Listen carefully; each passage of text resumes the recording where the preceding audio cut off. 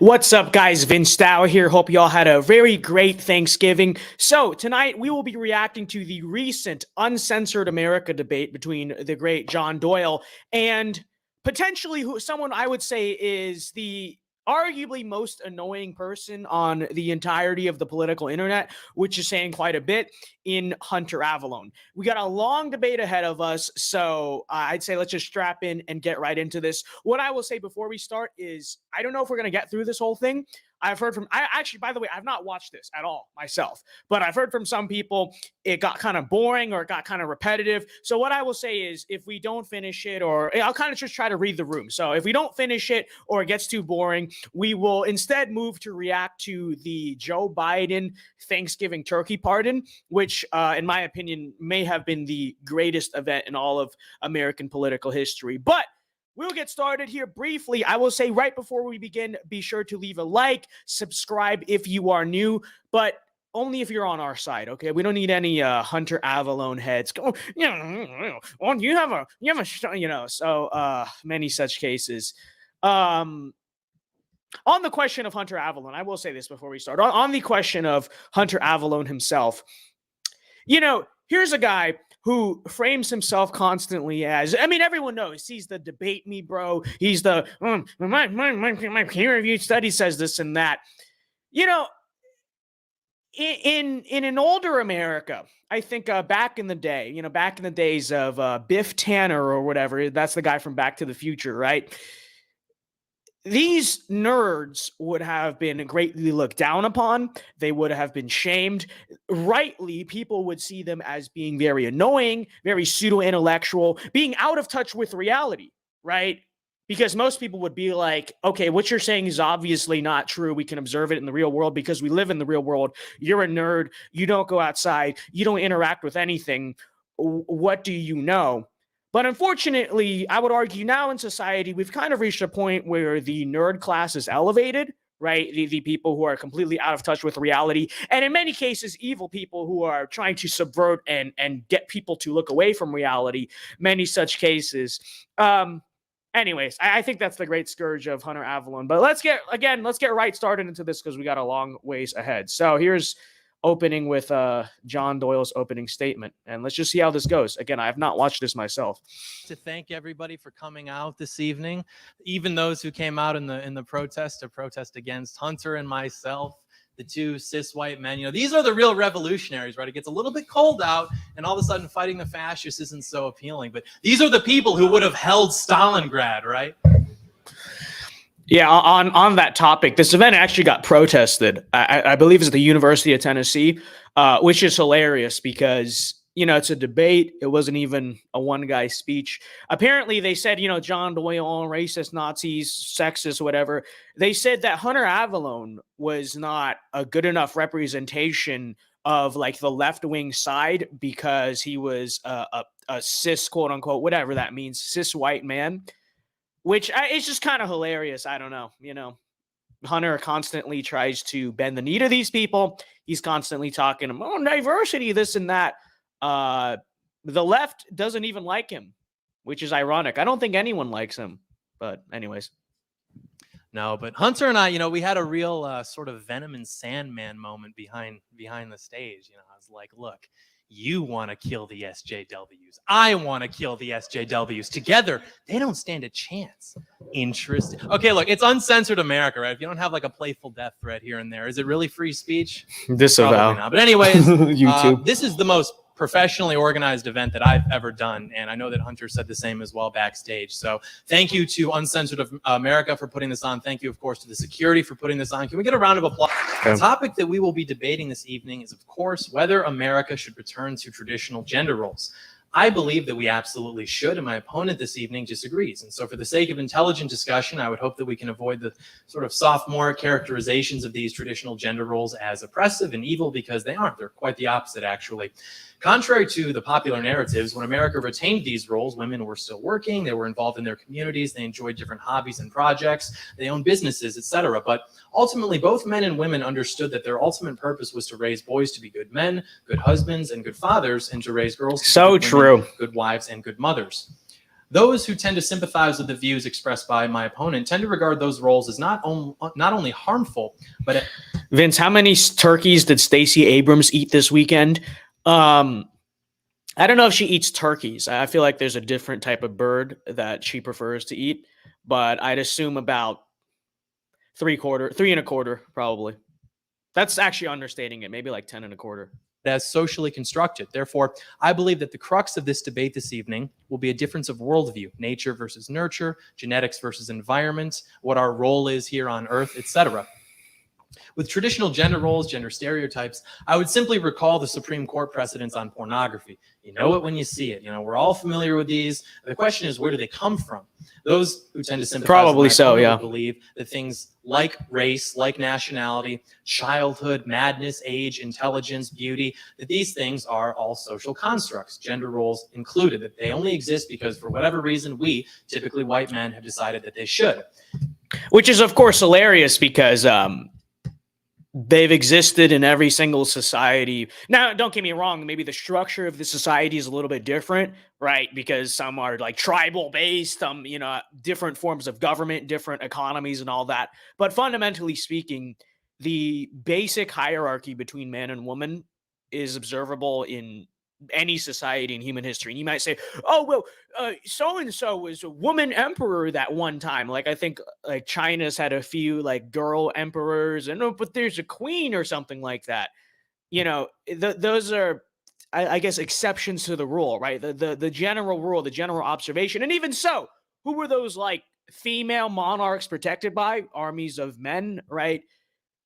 There's a very basic and observable stratification of every society. And you might look and say, well, Western society is different from the East in this way or that way. But when you really break down the fundamental themes, how things like kind of fundamentally work at their core, it's always one-to-one the exact same, right? Now, it might wear slightly different faces. Yeah, you have different variations between Africa and Europe and Asia and Native Americans. But, I mean, fundamentally, the hierarchy between man and woman, is always observable, has always existed. Obviously, God created it, but or as Hunter Avallone would argue, science created it.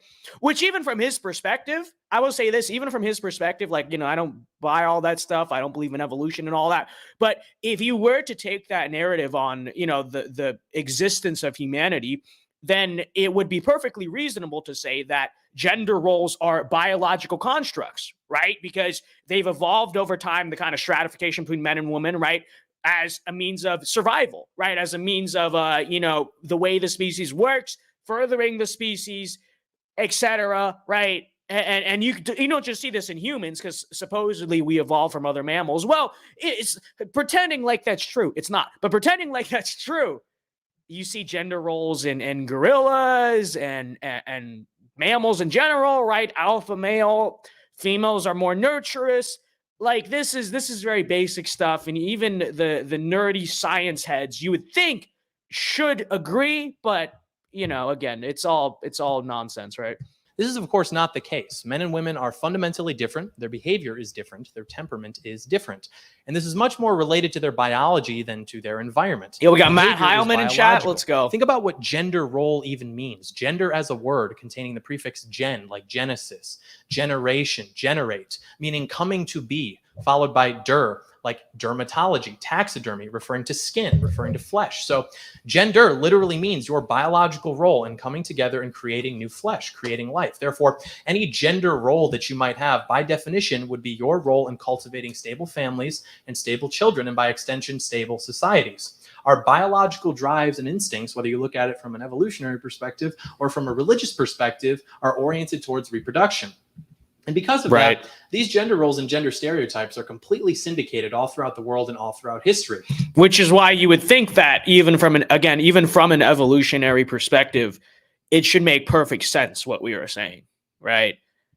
You know, women have to give birth to children. They generally are like the primary caretaker of children, right? Like, I'm not saying obviously fathers are also, you know what I'm saying, right? Fathers, their primary duty is to provide. Mother's primary duty is to care and nurture and raise. You know, you guys, you understand this.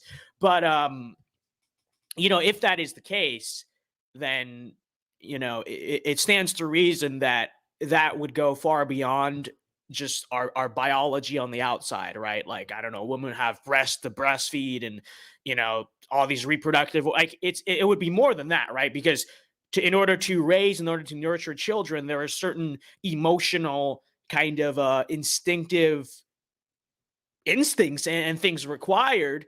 Whereas, to go, well, I mean, this is common sense. So we know this to be true. What I'm basically trying to say is that, the idea, and by the way, according to evolution, right, where do they say our consciousness comes from or whatever? Basically what the evolutionists think, because they don't think we have like souls or anything like that. They basically just think our consciousness, our kind of natural drive is just nature, and it's just like nature driving us for the survival of our species, right? Like that's basically what the evolutionists and science head people claim is like the basic drives of humans and of animals.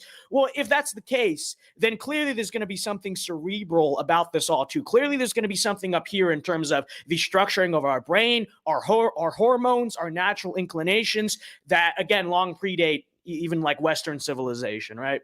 With so much difference between all of these cultures and all of these time periods, it really makes you wonder why the only thing that they have in common besides these gender roles is human biology. Any honest preschool teacher or any honest parent can testify to the average differences between boys and girls. And in English, the word that we have to describe those who insist that there are no innate differences between the sexes is childless. This is your average feminist, of course, as we know. But let's experiment. Suppose that you were a visitor to a previously unknown society. You discover another continent or something. You gave the members of that society a test requiring them to identify the gender of a random person from that society, described by a series of adjectives. One is described as sentimental, submissive, superstitious, affectionate, dreamy, sensitive, attractive, dependent, emotional, fearful, soft-hearted, and weak. The other is described as adventurous, dominant, forceful, independent, strong, aggressive, autocratic, daring, enterprising, robust, stern, active, courageous, progressive, meaning continuing, rude, severe, unemotional, and wise.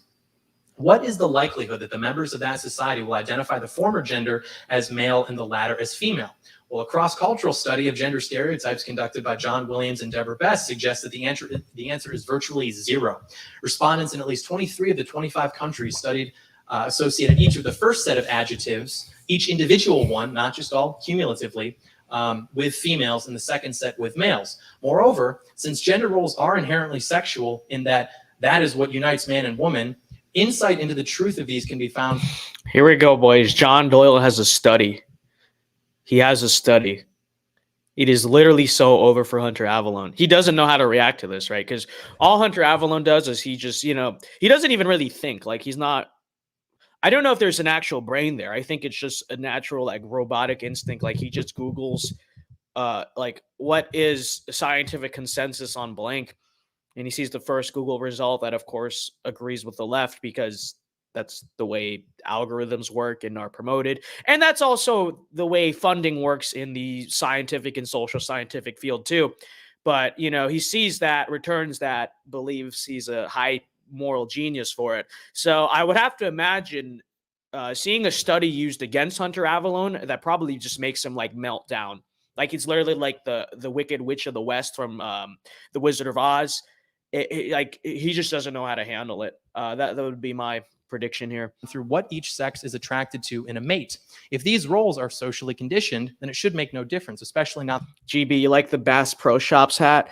I bought this on Black Friday. It was buy 4 get 1 free, which you might say that, well, they were $6 a hat. So basically, I bought every single color of the Bass Pro Shops hat. Okay, so we've got a rotation going on throughout the world in cultures that don't have our level of Western enlightenment. But evolutionary psychologist David Buss studied mate preferences in 37 different cultures over 5 years, and he found that women's and men's ideal mates were stable and differed very little by culture.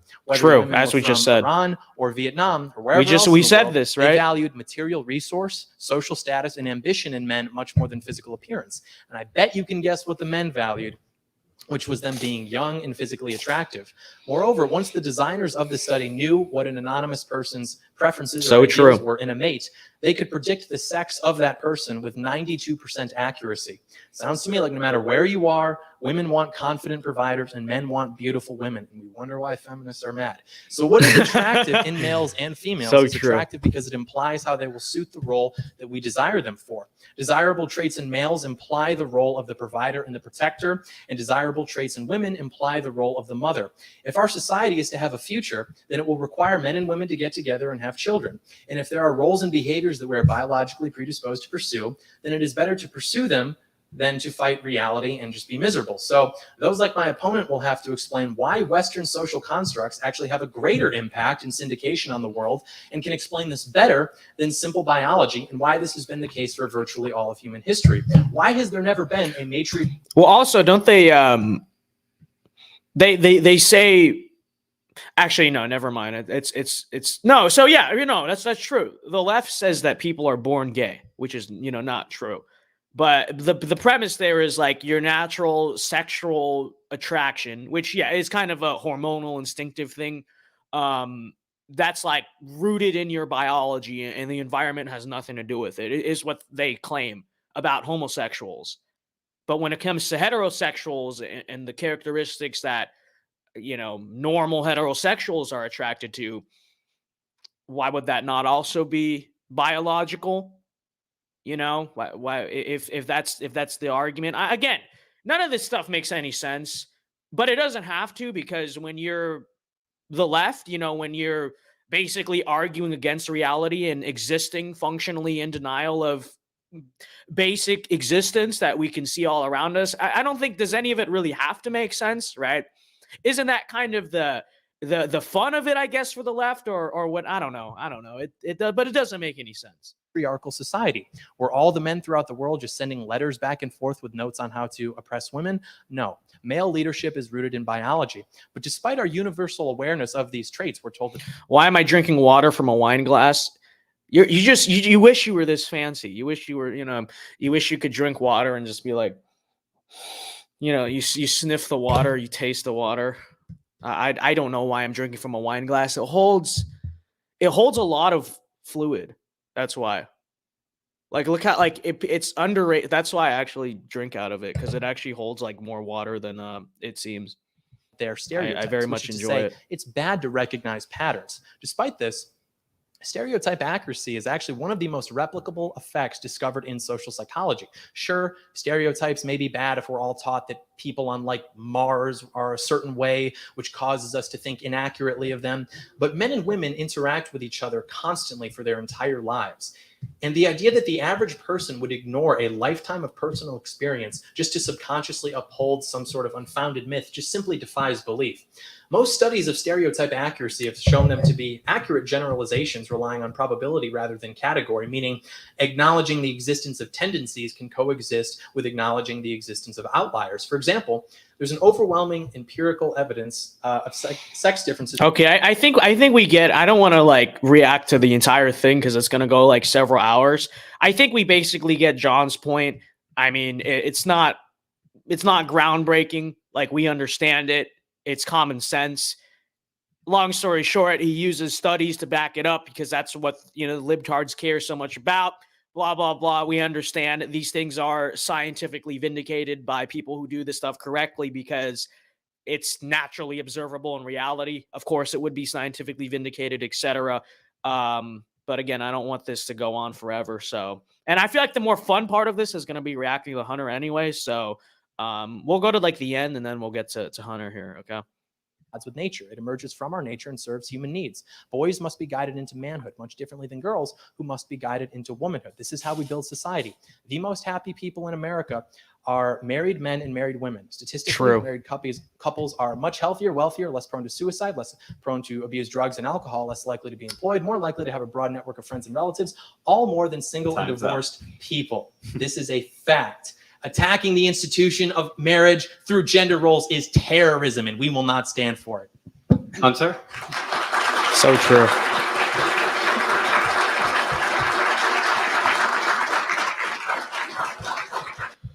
We got a $5 super chat from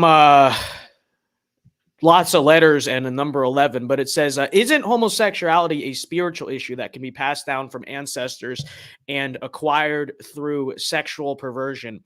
It is obviously a spiritual issue, but I think there's part of why it's a spiritual issue is it just has to do with the fallen nature of man himself, right? So obviously, um, I think it can intertwine with things like environmental factors or whatever. Um, it's generally not true that there really is all that much of a genetic influence. Really speaking on that front. They've tried for years to find the gay gene, right? And this is what liberals keep banking on. And obviously, they've been trying very hard to find it because if they would find it, it would absolutely vindicate them. And then it would be like, well, see, it's genetics. See, you know what I mean? It's actually a very important thing when you think about the scientific community and its agenda to find, and they can't find it, right? The main kind of drivers there, I'm sure, like hormone exposure, like prenatal hormone exposure in the womb, that probably has quite a bit to do with it, I think. But I think also a lot of it is environment. So your second part, acquired through sexual perversion. Yes, and I think that's in most cases the way it occurs. And if not directly through sexual perversion, just some type of failure in the breakdown of that child's upbringing, right? Whether that's not having a father or I don't know, or a mother even, or, you know what I mean? Like there's something about not being raised by a good mother and father that I think can also cause it. But I mean, what are the stats like? Isn't it like I don't know the exact number, but a very large percentage of homosexuals were molested as children. I don't know the exact number, but yeah, I mean stuff like that, right? The environment, that's an environmental thing to an extent, if you want to call it that. I think that's the main factor. You know what I mean?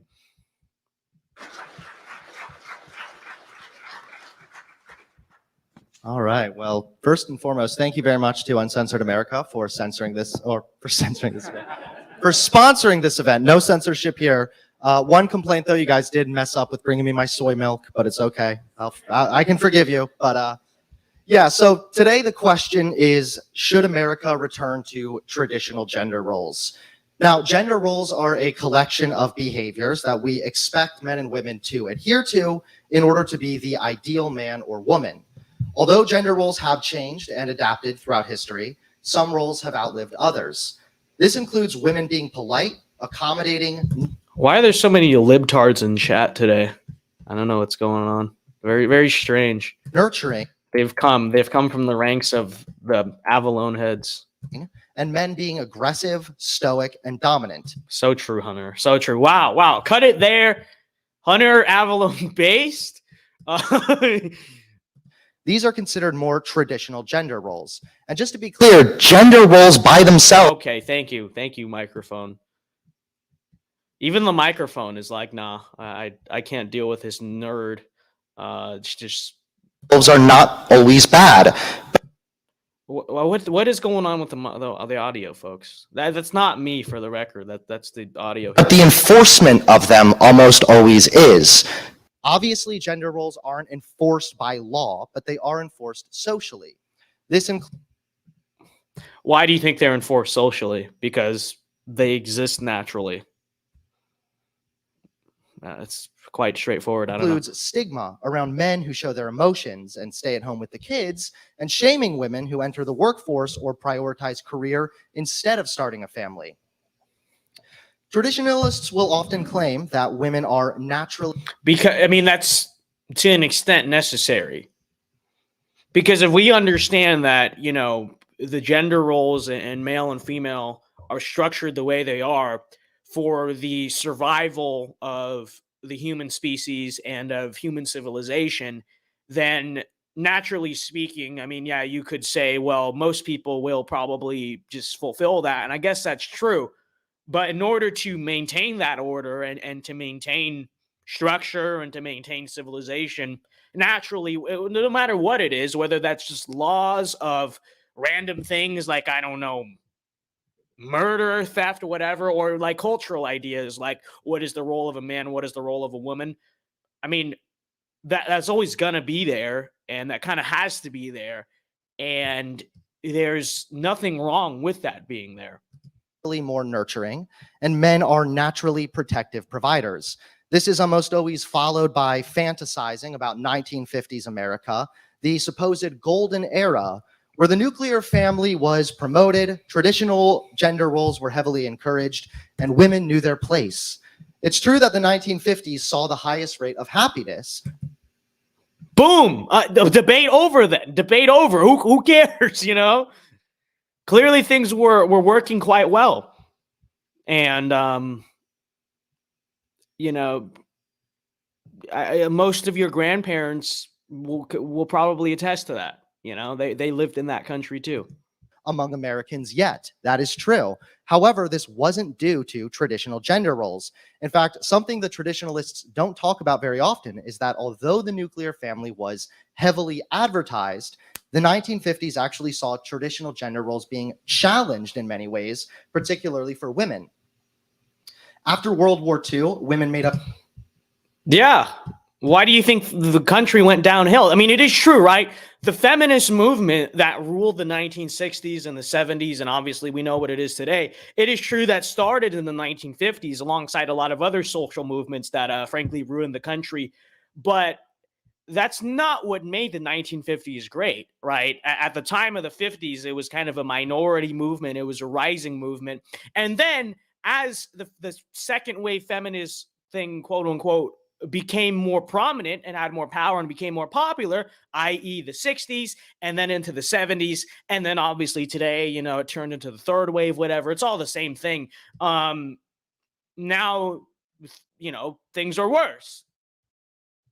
Like, that's not what made the 50s great, okay? I don't get it. Up a third of the workforce, entering the workforce at unprecedented rates during the war. Although traditional values were still heavily encouraged and women had fewer rights compared to men, many women challenged these roles and stayed content working jobs that were usually perceived as more masculine. Many traditionalists will also point to the fifth.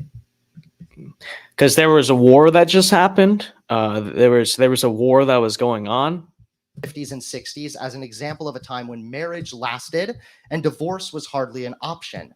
Again, it's true that the 50s saw an all-time high when it came to marriage rates, but you have to ask yourself at what cost? Because at the cost of you know, having a functioning society that was actually, I mean, you know, I understand there are some traditionalists that actually don't like the 50s because they say it was really the beginning of the end. And to an extent that is true because a lot of the seeds of the 1960s and beyond were planted in the 50s. But still, like, just objectively speaking, kind of just zooming out for a second, at what cost? The cost of the fact that in the 1950s was an incredible decade to be alive, you know? There's a reason, and I said this in the video about Thanksgiving, but I was like, there's a reason your grandparents and your great grandparents, if they're still around, miss it so much and have so much nostalgia for it, right? And are so fixated on this idea that it used to be a great country that has gone so downhill. That's not just old. Like, sure, you could say to an extent, old people always do that, but like I said, do you think in the 1950s, World War I veterans and like older people sat on their rocking chairs and said that same stuff? I just don't think they did it nearly as much. I think there's absolutely truth to the fact that the country back then was a pretty cool place to be. You know, social trust was higher. From an economic and a social perspective, the American dream was much more feasible. You know, there was open space. I mean, it was a great time. It was a great time, you know? This time also included less autonomy for women.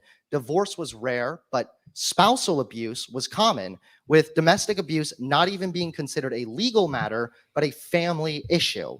That's right. Domestic abuse was not a legal matter. Law enforcement didn't even get involved most of the time, and domestic abuse wasn't formally criminalized nationally until 1994.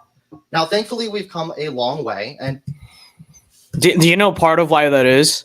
I mean, don't get me wrong. Yeah, I'm sure in the past, a lot of guys got away with some pretty evil stuff. But I'd also argue a large extent of why that is, and why really, when you think about it, American society used to have a lot more freedom. And I don't mean the freedom to like beat your wife, obviously, or even like freedom in the sense that most conservatives think of it as just like low tax and Second Amendment. I mean freedom just in the sense that, there didn't used to need to be rules about everything and a constant enforcement of those rules everywhere and all over the place. Like ask your parents, ask your grandparents about just how much looser things used to be, and things you were allowed to do, and the amount that people just trusted you and whatever. There's something to be said about the fact that social trust and kind of a general sense of community and collective morality in America used to be much higher than it is now. Like people in America, I have a pretty strong inclination now, I would say, are just a lot bigger scumbags than they used to be. And again, your parents, your grandparents will tell you all about that if you listen to them for once. Gender roles have certainly become looser, but these traditional gender roles are still encouraged in many ways, particularly when it comes to the modern nuclear family. Women are still generally seen as the caretakers, and men are usually expected to be the breadwinner. This arrangement works well for millions of couples in America. I have no problem with a stay-at-home mom and a working father. The problem arises again when these roles are enforced by shaming those who deviate from these gender expectations. The father absolutely should provide for his family, but what is provision? Provision is not limited to financial provision. If a father is better equipped to stay at home with the kids and the mother is better suited to be the breadwinner, why is this a problem? They should both be providing. Are we getting echo? Yeah, the Wi-Fi is having one of its many periods where it just decides to not work that well, and that's probably what's causing it. So I'll just go through chat until we wait out that issue. John Doyle said that people can fight in the bar, not get charged and tracked. Their driver's license didn't get tracked for a bar fight. No, like literally, that's the America. That's the America like we used to have. People would just fight, and it was like, and they first of all would not shoot each other, because what happens in most of those cases now? What happens? And a lot of times, either someone gets arrested because we have this lawyer culture. I mean, maybe that's kind of part of what arose is all the lawsuit culture. Everyone sues, everyone wants to press charges for everything. But also in other cases, what happens? People are just more scummy and just shoot each other in these scenarios. And it's like, yeah, I mean, that's just in suburban America. It used to be a thing that, you just play outside all day. You didn't have cell phones. There's no Life 360. And even without that stuff, without Life 360, without phones, kids had way more freedom. Like they would roam the streets, roam the woods, whatever, all day. The parents were just under the assumption they would come home, and they always did. You know what I mean? That's the country that America used to be. And when conservatives always talk about freedom, like how America used to have, they're taking away freedom. I feel like this is the part of it that we miss, right? Because it's always so fixated on the political, I guess, aspect of it, the taxes or big government, this and that. We never really have this conversation about just how things just used to be more lax and more chill and just better, right? It's just cooler, and people didn't have to go 10 seconds without worrying about lawsuit this or that or criminal this or that. It was all just it was like everyone was just doing their thing. Even if this kind of arrangement works better for some family units, stay-at-home dads still face shaming and stigma surrounding their masculinity. A 2013 Pew Research Center survey found that while 51% of Americans think a child is better off with a mother at home than in the workplace, only 8% say the child would be better off with a stay-at-home father. Furthermore, even if women are naturally better caretakers, they are. The attempt at enforcing this role only results in negative outcomes. Why? If they're naturally better, then why should they be encouraged? Or why shouldn't they be encouraged to be caretakers? Research make has a whole lot of actually shown sense. that female caregivers experience greater role strain, which means that they face more pressure to conform to caregiving positions. An analysis by Bowling Green State University found that female caregivers generally report having more negative experiences than male caregivers. And according to a 2012 Gallup poll, What kind of evidence even is this? His again, he's so smart. I have a study. That's literally a survey. Okay, did you hear that? It's like a survey of like, well, how do you emotionally feel as a caretaker? And if you know anything about women and men and gender nature, which again, I know the libtards think is all fake or whatever, but it absolutely is true. And maybe I'm not supposed to say this. I'm going to say it because it's completely true. Folks, women complain more. Do they not? Is this not like the great, just everyone knows this? I'm sure women in chat would acknowledge the same thing. Women are more likely to, complain, vent. That's how they are. I'm not saying anything's wrong with it. And at the same time, men are more likely to be, kind of stoic, defensive about it. They're going to say, it's fine. I'm not blah, blah, blah, this or that. Like that fact alone. I mean, first of all, it's like a survey. So sample size that could play. I mean, who are you surveying? It's like totally random and totally arbitrary. But even imagining that the sample size is totally like correct and there's no error there and the questions are well framed and it's like the perfect survey. Even with that in mind, the emotional difference between men and women and just the way they act and the way they would respond to questions and whatever. Again, the question is basically, do you feel emotional stress as a caretaker or whatever, caregiver? It's not any like objective metric of anything, even like hormonal serotonin, whatever levels. It's literally just, do you think this is hard or not? Between men and women, how do you think women are going to answer that as compared to men? Like, is this that difficult? Again, Hunter thinks he's so smart because it comes from a university, Bowling Green. These kids at Bowling Green University, these grad students did a survey of people, and the men answered the questions differently than the women. Therefore, Hunter is vindicated.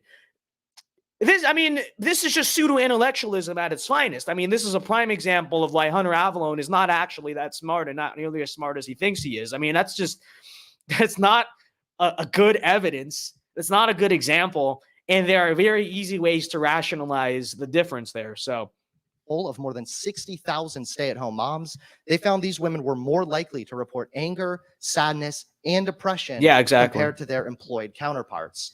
Now, they're more likely to report.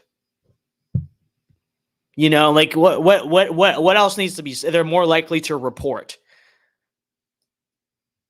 And again, understanding, as many women in the chat are fully acknowledging and agreeing with me on, if I guess Christina in chat puts it a better way. Okay, so I'll put it more eloquently, like she puts it: vocalize their feelings. Okay, instead of saying they complain. Okay, we'll use the term vocalize their feelings. Okay, considering that is more of a feminine trait, where stoicism is the more masculine trait.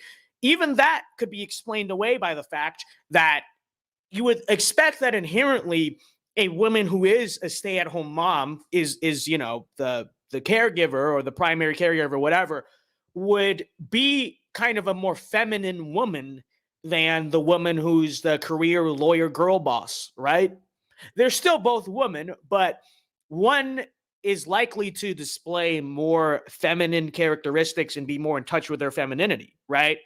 And so I think that could be equally the same explanation as to why that is, right? So why stay-at-home moms are reporting like, worse things than again, this is all self-reporting. This is not anything of actually looking how many people get prescribed with SSRIs or depression or go see therapists or anything. Again, literally all the survey is like, do you think it sucks or not? You know what I mean? It's literally just a question in front of you and you're answering with your own opinion. Well, again, if we're going to say, or if we're going to operate under the presumption, which is just obviously true, I'm sure it's even true in Hunter's marriage as probably as screwed up and as incorrect and as backwards as many dynamics of it are. I'm sure it's even true in that household, considering that women are more likely to, as Christina puts it, vocalize their feelings, and that's inherently a feminine characteristic.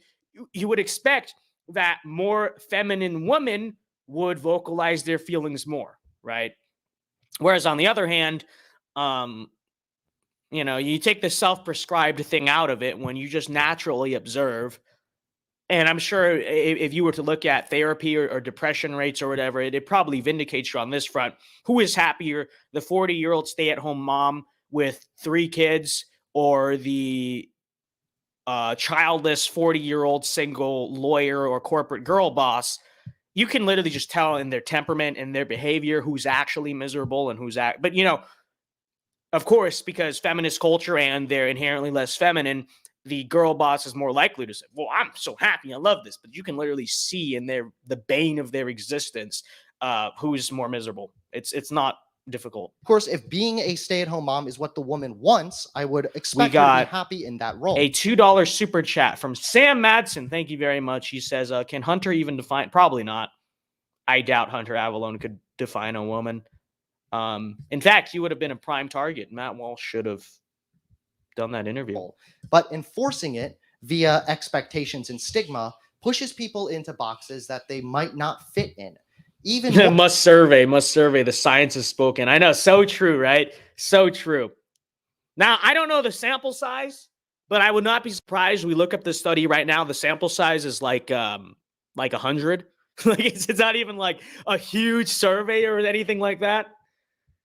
Yeah, real. More so, the attempt to enforce traditional gender roles actually harms a huge goal of traditionalists, which is strong and healthy family units. In 2013, the University of Chicago published a paper that looked at 4,000 married couples in America, and it found that once a woman started to earn more than her husband, divorce rates increased. Now, I know you're probably thinking, why again? Yeah. Okay. So why is that? Why do divorce rates increase when women make more than their husbands? I really wonder why. I'm delighted. I can't wait to hear Hunter's fake explanation instead of going for the absolutely obvious answer, which is the gender roles thing, right? Thinking, well, doesn't this prove then that men should be the primary earners? Yes, that's correct.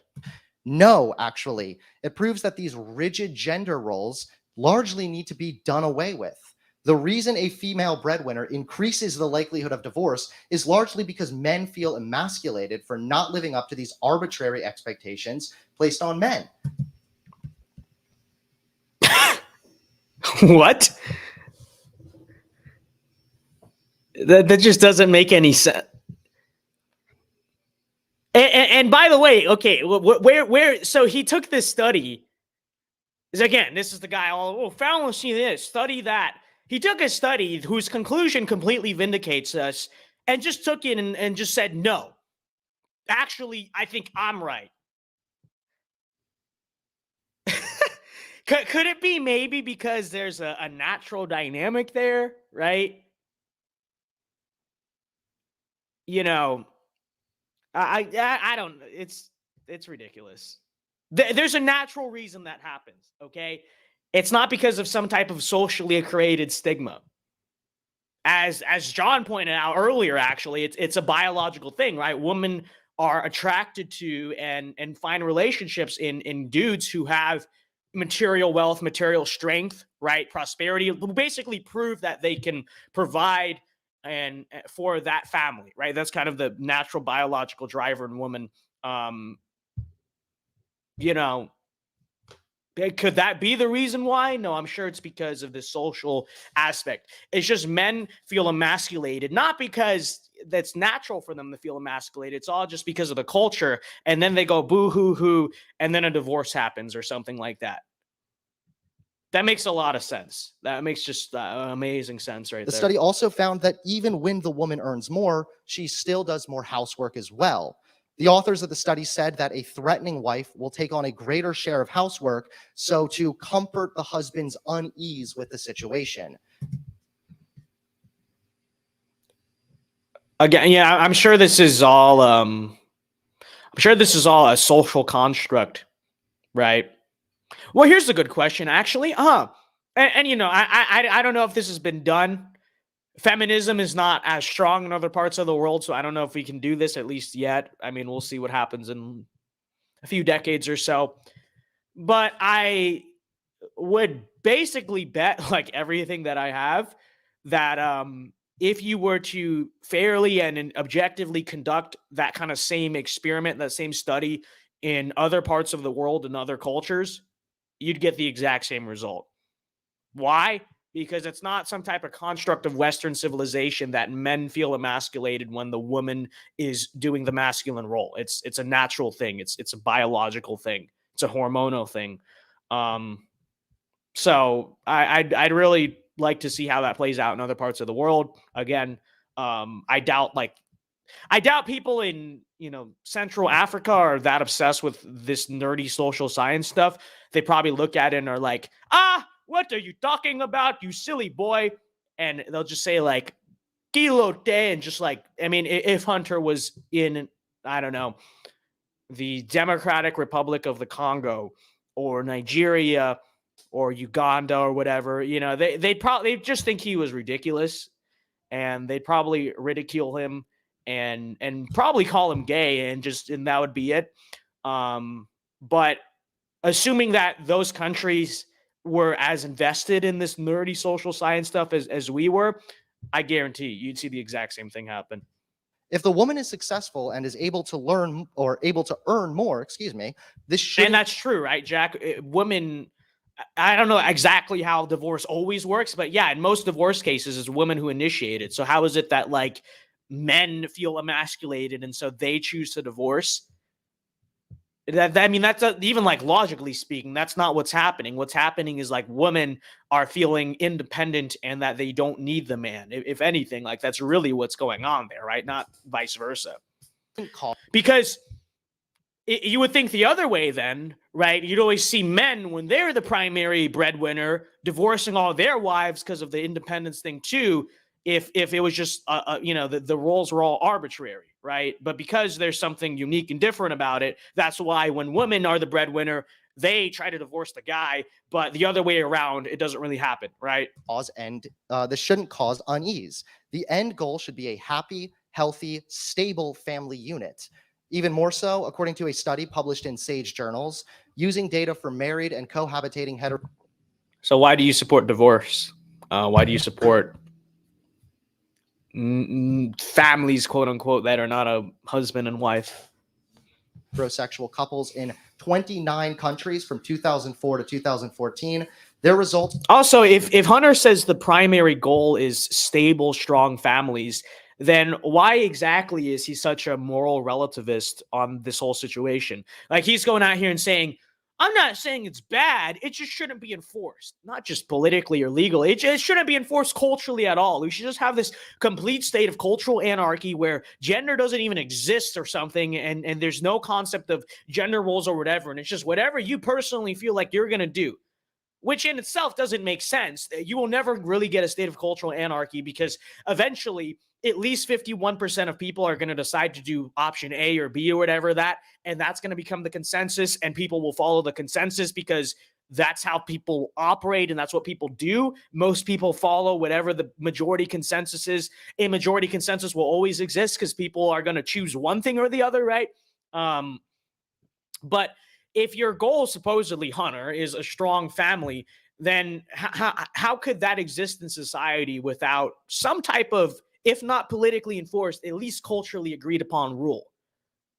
How are you going to have strong, stable families and then just be a total like cultural anarchist on the question of like, what is a family? What should a family look like? That just doesn't make a lot of sense, in my opinion. Provide robust evidence that male breadwinner norms are a key driver of the association between men's unemployment and risk of separation. An increase of 1 standard deviation in male breadwinner norms increases the odds of separation with men's unemployment by 32%. Unfortunately, when we shame men for not being the breadwinner, it destabilizes marriages and hurts the end goal of traditionalism. Because men feel pressure that they must be the breadwinner in order to be the ideal man, Job loss can lead to lower confidence and a higher likelihood that the marriage will end. Again, I'm sure this is just all culturally created and not born out of the fact that men feel like they're supposed to provide, right? Which is why, of course, in all of human history, historically, when men failed, they didn't care. They felt no shame about it whatsoever. They did not hang their head ever. It was only until about like 1600, 1700, where suddenly when men failed or they failed to provide or failed to do their duty, they just didn't care. They just kind of like whatever. They kind of shrugged it off. You know, according to Hunter Avallone, of course, historically, whenever men failed or whenever men did not fulfill their duty, they just didn't care, right? Like, I don't know, Roman soldiers who got defeated or whatever, they didn't care. They were just like, okay, whatever, you know, it's okay to fail, you know, whatever. There was no sense of shame or you know, a feeling that they failed out their duty and that made them depressed and unhappy. This is, of course, a modern phenomenon created by society. Yeah, it makes a lot of sense, Hunter. Attempting to enforce gender roles hurts marriages in other ways as well. Studies have already suggested that strict adherence to these rigid traditional gender roles, you're messing me up, Sean. Studies have already suggested that strict adherence to these rigid traditional gender roles can increase the likelihood that the man will act out in violence against his partner. But that's not all. A 2014 study assessed the effect of masculine discrepancy stress, which is a form of distress arising from perceived failure to conform to socially prescribed masculine gender role norms on intimate partner violence. Results indicated that masculine discrepancy stress significantly predicted men's historical perpetuation of intimate partner violence. Abuse of any kind is one of the leading causes of divorce. The more you shame men for failing to live up to your preferred gender roles, the more likely it is that man will harm his marriage and harm his partner and destroy his marriage. And none of that is very traditional. Gendered expectations that I feel like we've already addressed it, but you know, again, it's like he's really failed to explain or prove that it's society doing it and not just like natural biological instincts that cause that feeling in men. He's really just operating on the assumption that, like, well, of course it's in this society, but it's like obviously not. And so unless the guy's going to actually like make a serious argument as to why it's not biology or natural instinct and why it's entirely a construct of Western society, the whole argument has no grounds to stand on, right? men should be stoic, viewing emotions as a sign of weakness is incredibly detrimental to men's own mental well-being. There have been many times throughout history when crying was specifically perceived as masculine, but that's far from the case nowadays. Unfortunately, this expectation leads to repressive coping styles and an increased likelihood of suicide. Now, I'm not... When has crying ever... I mean, I don't know what he's talking about. Again, Mr. Evidence-Based Arguments doesn't actually, like, mention, like, when or how that is. But I would assume...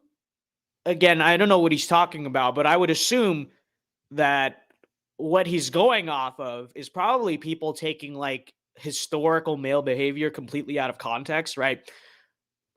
I mean, I think culturally it's always been considered okay for men to cry in very extreme situations. You know, even then you're a little bit reserved about it. Like, you try to hold back, but, you know,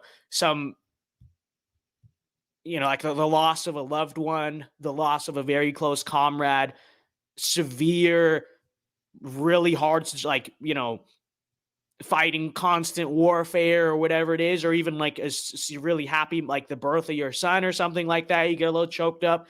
Like, I mean, I think probably historically that's always been considered decent or okay for men to do, right? It's like that's the acceptable situation for a man to cry. He's probably taking that off of he probably just Googled some article about men crying from like BuzzFeed or something, and it basically took, whoa, men used to cry at stuff back then too. See, men are always allowed to cry. And they make the comparison over what men used to cry at and say that's why it's perfectly okay for men to cry over meant to basically cry as much and as usual as women do nowadays, which is just, I mean, that's just ridiculous, you know? Not sure how you could live a traditional life. I'm sure back in the 1700s, it was perfectly okay for men to have emotional nervous breakdowns the way like modern teenage girls do now, and just break down crying over fairly frivolous things. I'm sure like if you know, someone fighting in the 7 Years' War or something, you know, just started doing that, everyone would be like, that's masculinity, mate. Again, not over the war, just like, I don't know, some random nonsense, right? I'm sure that would have been considered perfectly okay, and they would have been fit to serve, right? Or raise a traditional family if you're dead.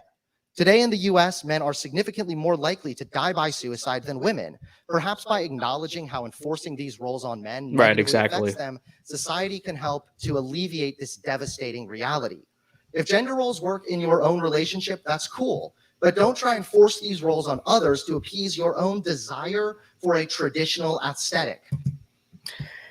You know, this is a projection because the entire prevailing culture is not do what you want to do. The prevailing culture is basically, especially as a girl, and I'm sure many of you guys could attest to this, whether you observe it or you deal with this, you know, you're a girl. It's not that, oh, it's okay. This isn't the cultural idea currently is not it's okay to do whatever you want to do. Actually, the cultural idea is like, if you're a stay-at-home mom, you're a stay-at-home wife, if you don't go to college and get some fancy degree and go to grad school and do all this stuff as a girl, you're kind of seen as like lazy, or you're seen as a shame or whatever. Like, that's the culture in America now when it comes to teenagers and parents and their kids and stuff. And to pretend otherwise is just ridiculous, you know? It's not, we don't have a culture right now of even of like free choice. We have a culture of you have to take the feminist pathway, and you're looked down upon and you're judged and you're ridiculed for not doing that. And for just saying, I want to just be someone's wife and mother to his children, and that's good enough for me. That is shamed. That is looked down upon. And I don't just mean that's looked down upon by some random hipster in Brooklyn who is just miserable anyway. That's what most American parents, even a lot of American parents who vote Republican, would say to their daughters today. Like, we all know this, we all observe this to be true. Okay. It's honest, like, even think about like Gen X, even again, even among the Trump voting Republican parents, I would argue it's very rare for even the free choice thing. Oh, whether you want to be a girl boss or a stay-at-home mom, that's perfectly fine, to really be the culture among even Gen X Republican parents. The culture even among them is like, no, I want my daughter to be successful and independent, financially independent. Not that I don't want her to have kids, but you know, work, go to law school, go to college, all that stuff. Like, that's honestly the culture, you know. Marriage has been proven to lead to higher rates of happiness and a longer lifespan. If you value marriage, recognize how these gender roles can impact the family unit, and it's crucial for a happier future. In fact, according to research published by Brigham Young University, couples with an equal partnership report more stability in their marriage, less conflict, less dependency, and less resentment. It's the same thing. They reported that. Oh, really? Oh, so first of all, how do you even measure equal partnership? That in itself is probably self-reported. And then think about it. If you're saying, oh, we're equal, you know, we don't do that traditional thing, how are you going to answer the second part of the survey, which is your marriage happy? And what is that this is his big evidence, is like surveys of people. And surveys, when you just look at them and you look at the question, you can easily explain, well, that's why they answered this way. Again, the great genius who, you know, is very, very smart and knows he's evidence-based arguments, all that stuff. Like, you can tell that you can tell Hunter Avallone.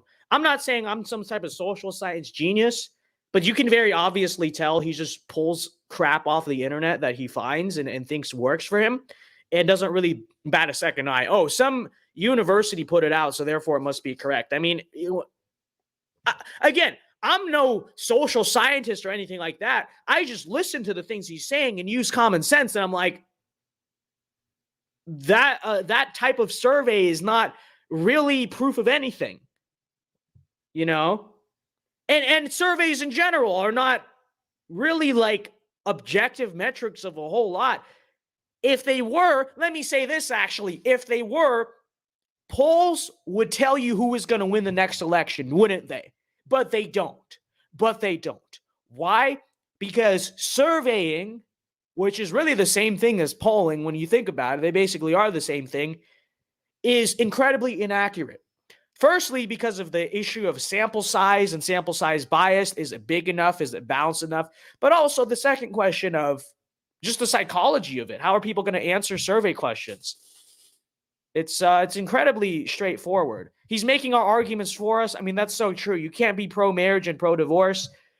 Exactly. But again, according to Hunter Avallone, I don't know. I don't know. I don't think his argument in this whole thing has been very intelligent whatsoever, you know. But that's not surprising. Who are we talking about here? The expectation that men should be the breadwinner and women is naturally better off with the children can also have negative effects even on the children. How often have we heard people complain about how men rarely receive custody of the children? Maybe this is because we consistently reinforce this idea that women are just always naturally the better caretakers. Yes, Hunter, I'm sure the divorce laws that we have today were structured off of a traditional gender role theorists and traditionalists and conservatives and pro-patriarchy people. I'm sure that's exactly what happened. I'm sure that's really where our divorce laws come from. That makes a lot of sense. That's very vindicated by history, of course. As we know, the push for modern divorce laws, the push for no-fault divorce, as we know, according to Hunter Avallone, was a conservative traditionalist thing.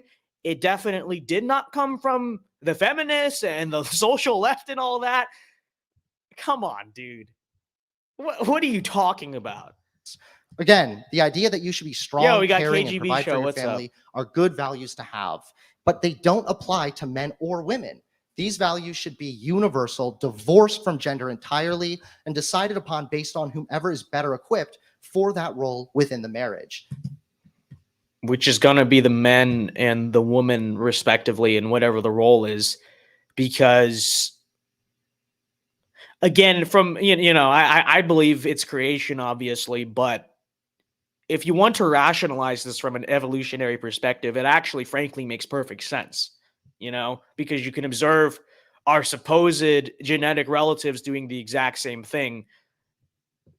Why? Because it works, because it's created for the prosperity and the survival of the species. So naturally, it's not going to be a subjective thing. Naturally, there's a reason why the woman is going to be the caretaker, the nurturer of the children, why the man is going to be the provider. And if we believe that evolution creates us differently on the outside in terms of muscle mass, strength, all that stuff, and we also, supposedly say that our brains come from evolution, supposedly, again, I don't believe that, but supposedly, and our hormones and all that, our hormonal balances, our ways of thinking, the sizes of our brains, in certain parts, all that stuff. If that's all evolutionary too, then why would there also not be natural stratification there that's meant to better the species? Of course there would be. Though evolution is not even real and it vindicates us. That's how correct we are, okay? So to summarize, enforcing gender roles can have devastating effects on marriages. It can contribute to higher rates of violence against women. It forces people to conform at the expense of their own well-being. It ignores the potential. Even Ronald Reagan. Yeah, you're right. Ronald Reagan did no-fault divorce, but that was done as a concession to the social left, not as a concession to the social right, right? Like, we understand potentially caring fathers who deserve custody over their children, and it contributes to higher rates of suicide. Time's up. None of that is traditional. All right. We're going to move on to our first segment. We're going to take a quick pause and then we'll go back to the debate, but I want to actually play something here that I think, frankly, explains this whole debate much more articulately. Okay, like earlier we were talking about how, if you went into if you went into African societies or any other society for that matter, that's just not completely parallel to the West or America or whatever, you would get very similar results. In terms of this stuff. Like for instance, if you just went there and if you just went there and observed, when men are not the breadwinners or when these gender roles are reversed or whatever, that the exact same thing would happen. Since we had that discussion earlier, I frankly would say that in many ways, this debate right here really demonstrates both sides, frankly, a lot more accurately.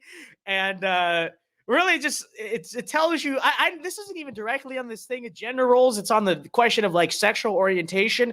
But I would still argue that this video from the great country of Uganda really, I'm being serious, really does demonstrate the sides in the debate here probably more accurately and more just easy to digest than what you get from the Hunter Avallone debate. So we'll watch this really quickly and then we'll go back there. We Okay. bring in the studio this morning one of the gay rights activists, Mr. Should I call you Mr. Pepe Julian Onzima. Thank you for coming in. Thank you for Good having morning. me. Morning to you. Why are you gay? Who says I'm gay? You are gay. You are a transgender. What shows that I'm gay? You are a transgender, and Yes, you're I a am. gay rights activist and an outspoken. This is literally the equivalent of the Hunter Avallone John Doyle debate in Africa.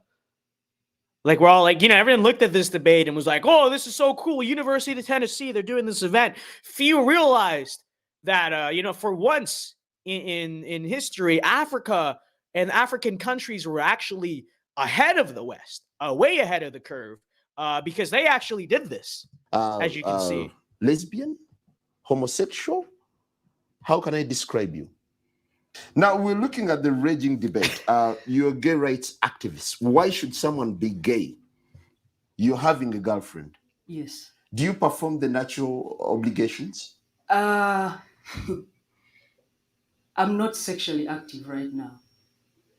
So what are By you doing with choice. this lady? By choice. By choice. Yeah. I've just not. I've chosen not to engage. Notice how, people would say, oh, they brought in the preacher guy. If you've seen this whole interview, they bring in this, like, I think he's a pastor or something that is like just going crazy. If you've seen the interview, you know what I'm talking about. People would look at that and say the whole thing was a setup meant to make the lesbian chick or whatever, or transgender, and whatever she, I think, is, to make her look bad. But really, I disagree. I think when you really break down the context of this interview and you just look at the pure confusion on this guy's face, he doesn't know what's going on. This really is just watching a news anchor in a country where this craziness is not normal. He genuinely is actually just very confused and doesn't know how to interpret this stuff because he just thinks it's so strange.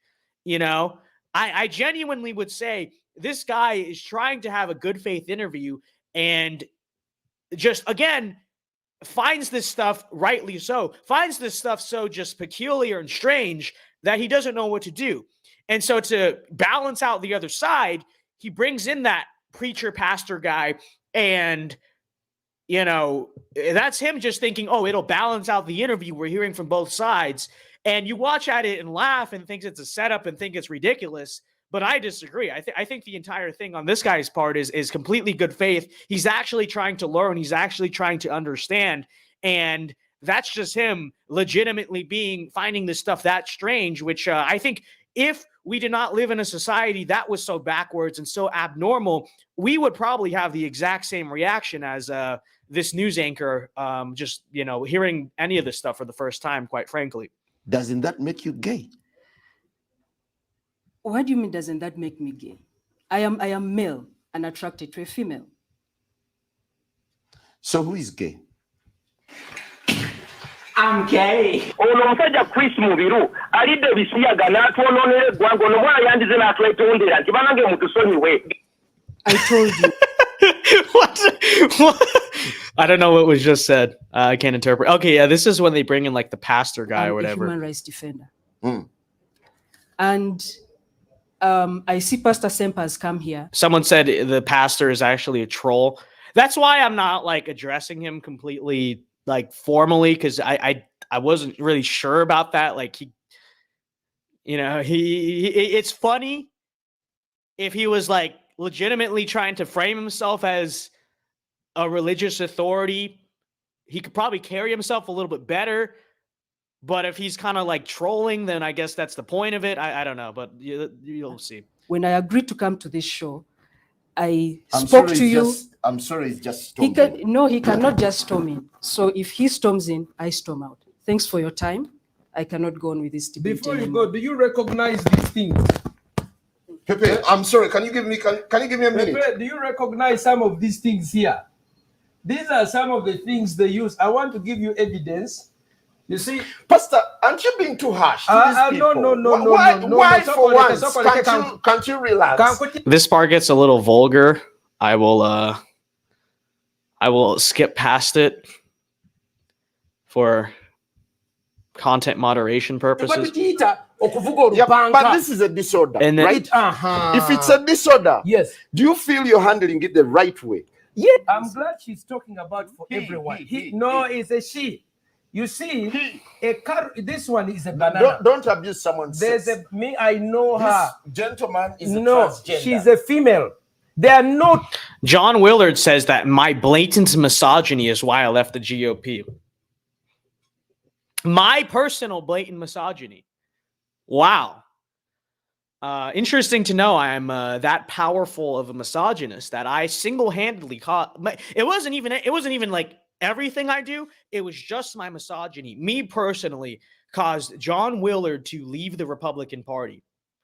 That is I don't know, that's powerful, I guess. That's quite impressive, actually. I'm impressed with myself, to be completely honest with you. That's incredible. Truth. It is either male or female. Homosexuality in this country. I told you it's not. He starts eating it. What I is it? do human rights. Olaba. Protect life. Olaba. You ask And Sodome, life she said is- human rights. We said Sodome, she said gay. We ask Ebisiaga, she said sexual minorities. Confusion of the highest order. He gets it. See, this guy literally gets it. He intuitively understands how the political correctness revision of language changes the perception of certain things that would otherwise be considered freaky or abnormal or just wrong. He literally understands this. So true. That these people can't go on for as long as they do not recruit or promote. What do you make of the president? You see, the president is being pressurized. Me, for 3 years, they have opened court cases against me. They have spoken evil against me. They have We do called not me. have a court case against They you, threaten death. We I've don't. received death threats. Americans want to bomb me. This is a man's genital, and you bomb me. This is I would argue the Uncensored America debate, and I'm being serious, was literally just the American knockoff of this debate right here. That's Hunter Avallone, that's John Doyle, and that's the people from, I don't know, IDG or whoever's hosting it that moderated it. Quite literally. This is actually the superior version. The American version is just the cheap knockoff of the original. That is this great Ugandan masterpiece of media. She does not have the equipment. They begin to use their lips. So the mouth is used to lick the other person. That's number one. It created orogonorrhea. Many lesbians have orogonorrheas, orosyphilis. Number two, because they don't have the equipment, they begin to use gadgets like bananas. They use carrots. They use bananas. They use cucumbers and other metallized ones, and they put them inside themselves. Because they are not normal. What happened to pastor, right, Mike? I don't know. The pastor is speaking facts, though. The pastor man. As I am here, Mm. my family supports me. We It don't know supports the- me, so I am Tetulina here. Tetulina Are they Gwanga. supporting a I have a disorder? name. What is the tribe? I refuse to tell you. I Okay, refuse to tell you. Pastor. This anti-gay activism. No, me, I'm not an anti-gay. Me, I'm anti-sodomy. Nagano kulimbibwa. Gay is being happy. Me, I'm gay. I'm happy. But this is the confusion. They say to be a sodomite. That is true. I don't know when it came around that homosexuals adopted the term gay, but that was probably a pretty deliberate thing. Because the term gay historically, I mean, look at like music and stuff. It just meant happy, joyful, right? And so what did the homosexuals do? They took that term and said, well, we're the ones who are happy and joyful, right? It's kind of an interesting use of kind of war of language there, right? Is to be happy. No, me, I'm anti-sodomy. Then wanyisa bisiyaga. Sirwanyisa bantu basanyufu. And I'm anti-sexual violence. Tasobola kyogera. Which is talking Ekyokubiri, about. kankubuli. He's not speaking English, but I bet you he's speaking facts. So, preacher man spitting bars in Swahili or whatever language you got. Is it Ugandan? Or is it? I don't know. Is there like a Ugandan language? I'm pretty sure it's Swahili, right? Like, isn't that what like? I don't know. I'm probably being stupid. I don't know what the language is. There, when it comes to violence, Kankubulire. we're on the same page. Why don't you fight for heteros as well? What do you mean? Heterosexuals. What do you mean? Fight for Takimanyi na homosexuals. kimanya. Why What do you wouldn't mean fighting for for their homosexuals? rights? Yeah, for their rights. They are so. I am a human rights defender. What I'm is not that? limited. Sodomy I am not defender. limited. You I are am an not activist limited. for LGBTI. I am an Lesbians, activist. gays, Bisexual. Abo bonna bagwagwa. transgender, and intersexuals. Ono yabakwatira Let me tell bendera. you something. Where's the H? I am. The uncensored Africa debate, much better than the uncensored America debate. I really do have to say. All right, we'll go back here and all right, hold on. Let me get back to the debate we were watching. Sadly, we don't live in Africa. I'm not Ugandan. Yes. I know that's hold on. Okay. I know that's a shock to a lot of people. Many people were confused about this. I am not Ugandan. And so unfortunately, we are stuck being subjected to the Uncensored America debate when we could be listening to Uncensored Africa, which is much more entertaining and just better. They don't have these nerdy, it's all just like the past. You just have the host who's like, why are you gay? The pastor is like, you are sodomy. And then the trans or whatever is like, I am a human rights defender. Like, I just think that's it's all just much better and easier to understand than the American equivalent of this stuff. But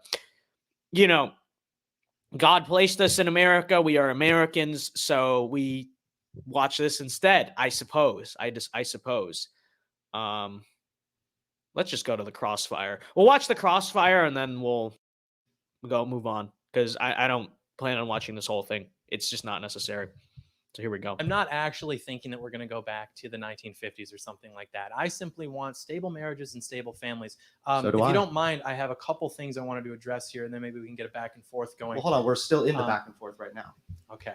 So no, I'm not going to go off that. If you care about stable marriages and stable families, why then are you advocating for the enforcement of these rules, which can be detrimental to stable families? And again, who is doing the enforcing? I mean, your side controls virtually all of the messaging in this country. Every institution is promoting your message. Correct. I am the dissenting voice, which is why it's not actually a fair opinion to say, well, hookup culture might get in people's brains and compel them to make poor decisions. But John Doyle is over here speaking to an audience of a couple hundred people, and he's actually going to be the one controlling It's not the just use. you. No, I think that it's not just you. It's like what I said at my beginning, is that it's not enforced by law or even by institutions. So who's doing the enforcement? Hold on. It is socially enforced. By who? There are, As I don't want to keep repeating myself, but as we said earlier, it's not It's not, oh, that's not true. It's literally the opposite. It is socially enforced that, especially on girls, on women, that they have to follow the girl boss culture, right? Like, you're lazy, you're a disgrace if you don't go to college and grad school and work a fancy job. And you know, if you just want to be a submissive wife and mother to a husband, that's like that. I mean, like I said, even, and if you don't, I don't even say this is a political thing, like a partisan thing, because I would say, again, even most Republican parents expect that out of their daughters. Now, the Republican parents may dissent in terms of, well, I do want you to have kids or whatever, this or that. I do want you to get married, blah, blah, blah. But when it comes to really the question of work, not just working, I would say, but working like a super high end, like professional career and going to lots of school, college, grad school, all that stuff. I would say even like most Republican parents expect the same thing out of their daughters. And it is seen not just as a deviation of the norm, but as something negative, as something disgraceful, as something disappointing. If a daughter were to say, I don't care about any of that, I'll get married at, 19, 20 years old and just raise a family and be a stay-at-home mom and rely on a husband for protection and providing. That's not just something that's seen as, oh, both are okay.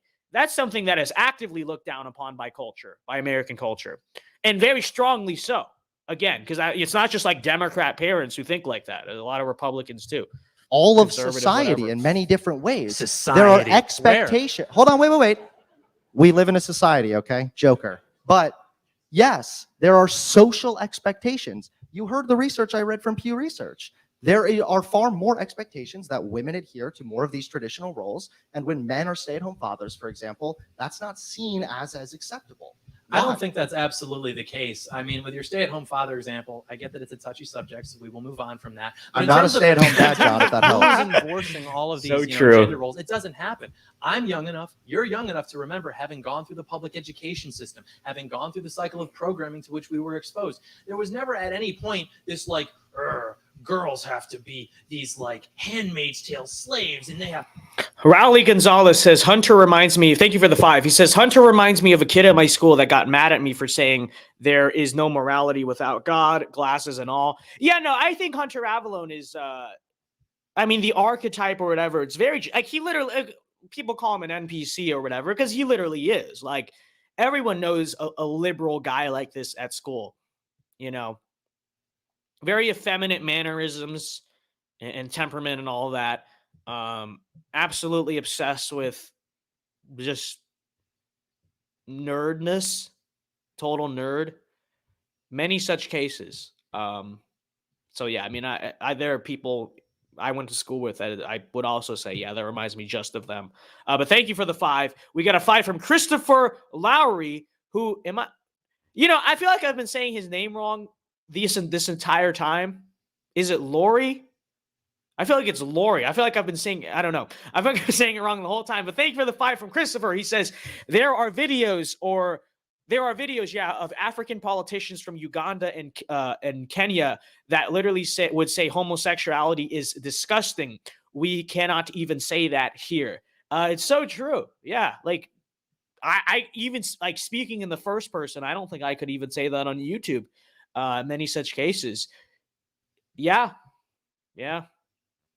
I mean, here's the thing, right? Like, Africa, obviously very underdeveloped, lots of problems or whatever.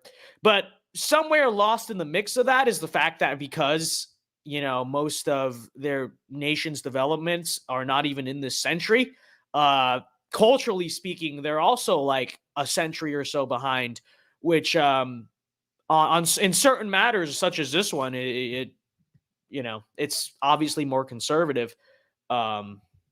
So that's just what happens, right? No, stay you're at do- home. you're It doing is it. You're doing exactly- the Thank thing you for where the you super straw chats. We man and make appreciate it it. seem like It is nobody's exactly saying you the must not opposite. cry or you are a little bitch. Nobody's saying this. It is exactly Now, first of all, the I opposite. recognize that you want to keep going back to the stay-at-home dad thing because it probably bothers you that I have a wife and 2 children and I'm living the trad life. You're living the mad life. I get it. But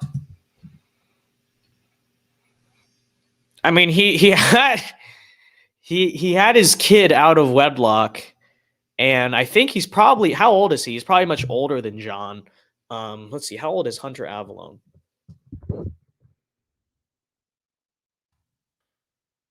26. Okay, he's not like super old. I'll give him that. But John's what, 21, 22? And the idea that Hunter Avallone's marriage is exactly all that traditional, I can't imagine that's the case. Okay, just look at it. I can't imagine that's the case.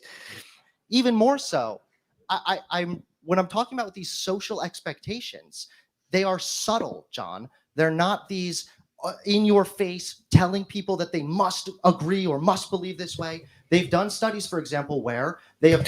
If they're that subtle and they're that implicit, then maybe they're just natural, right?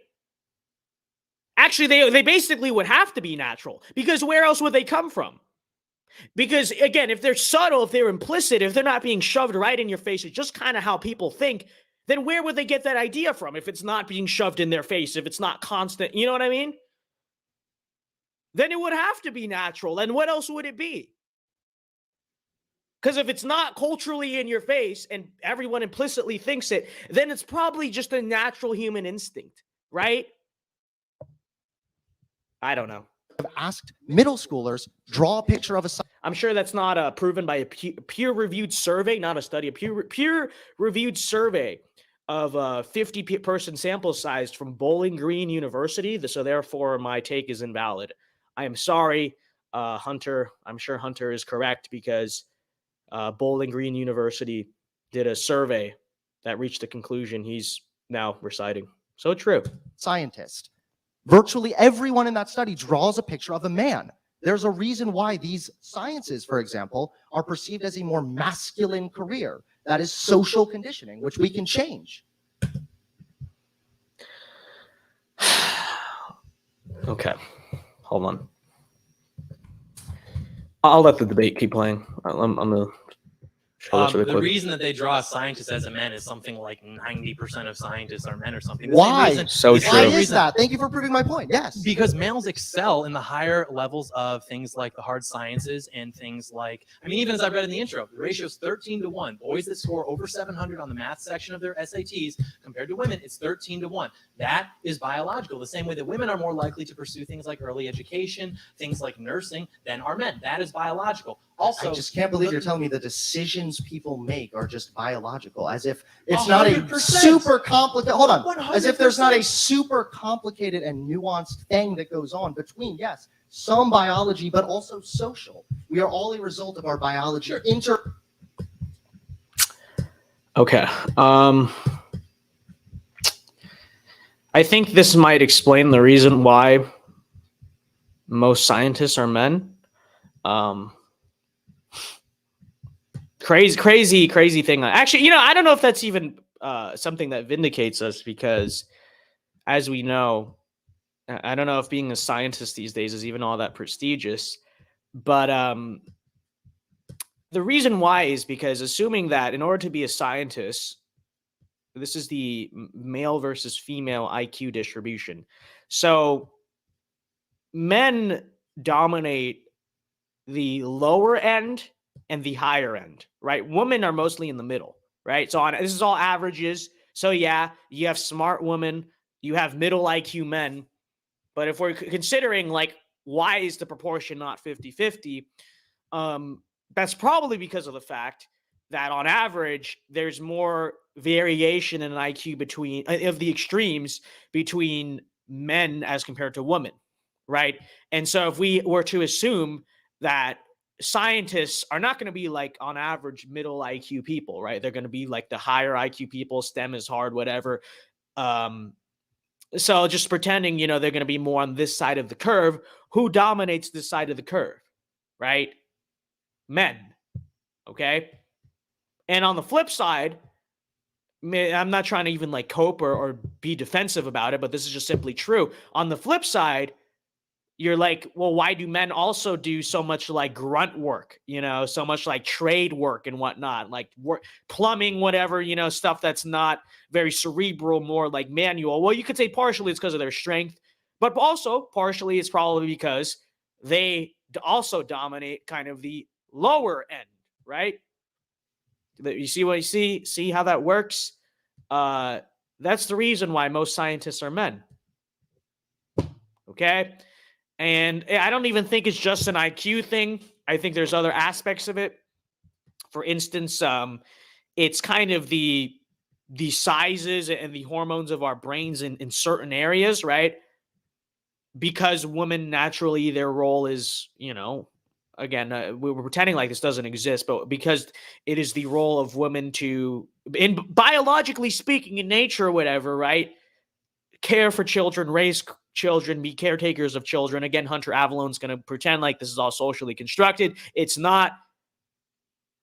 Women, on average, have much higher emotional intelligence than men, right? Which is why stay-at-home dads never know what they're doing, ever. Why women are so good with, like, babies and children, right? Like, they just have that connection, whatever. Like, you see how it is, right? You see it. And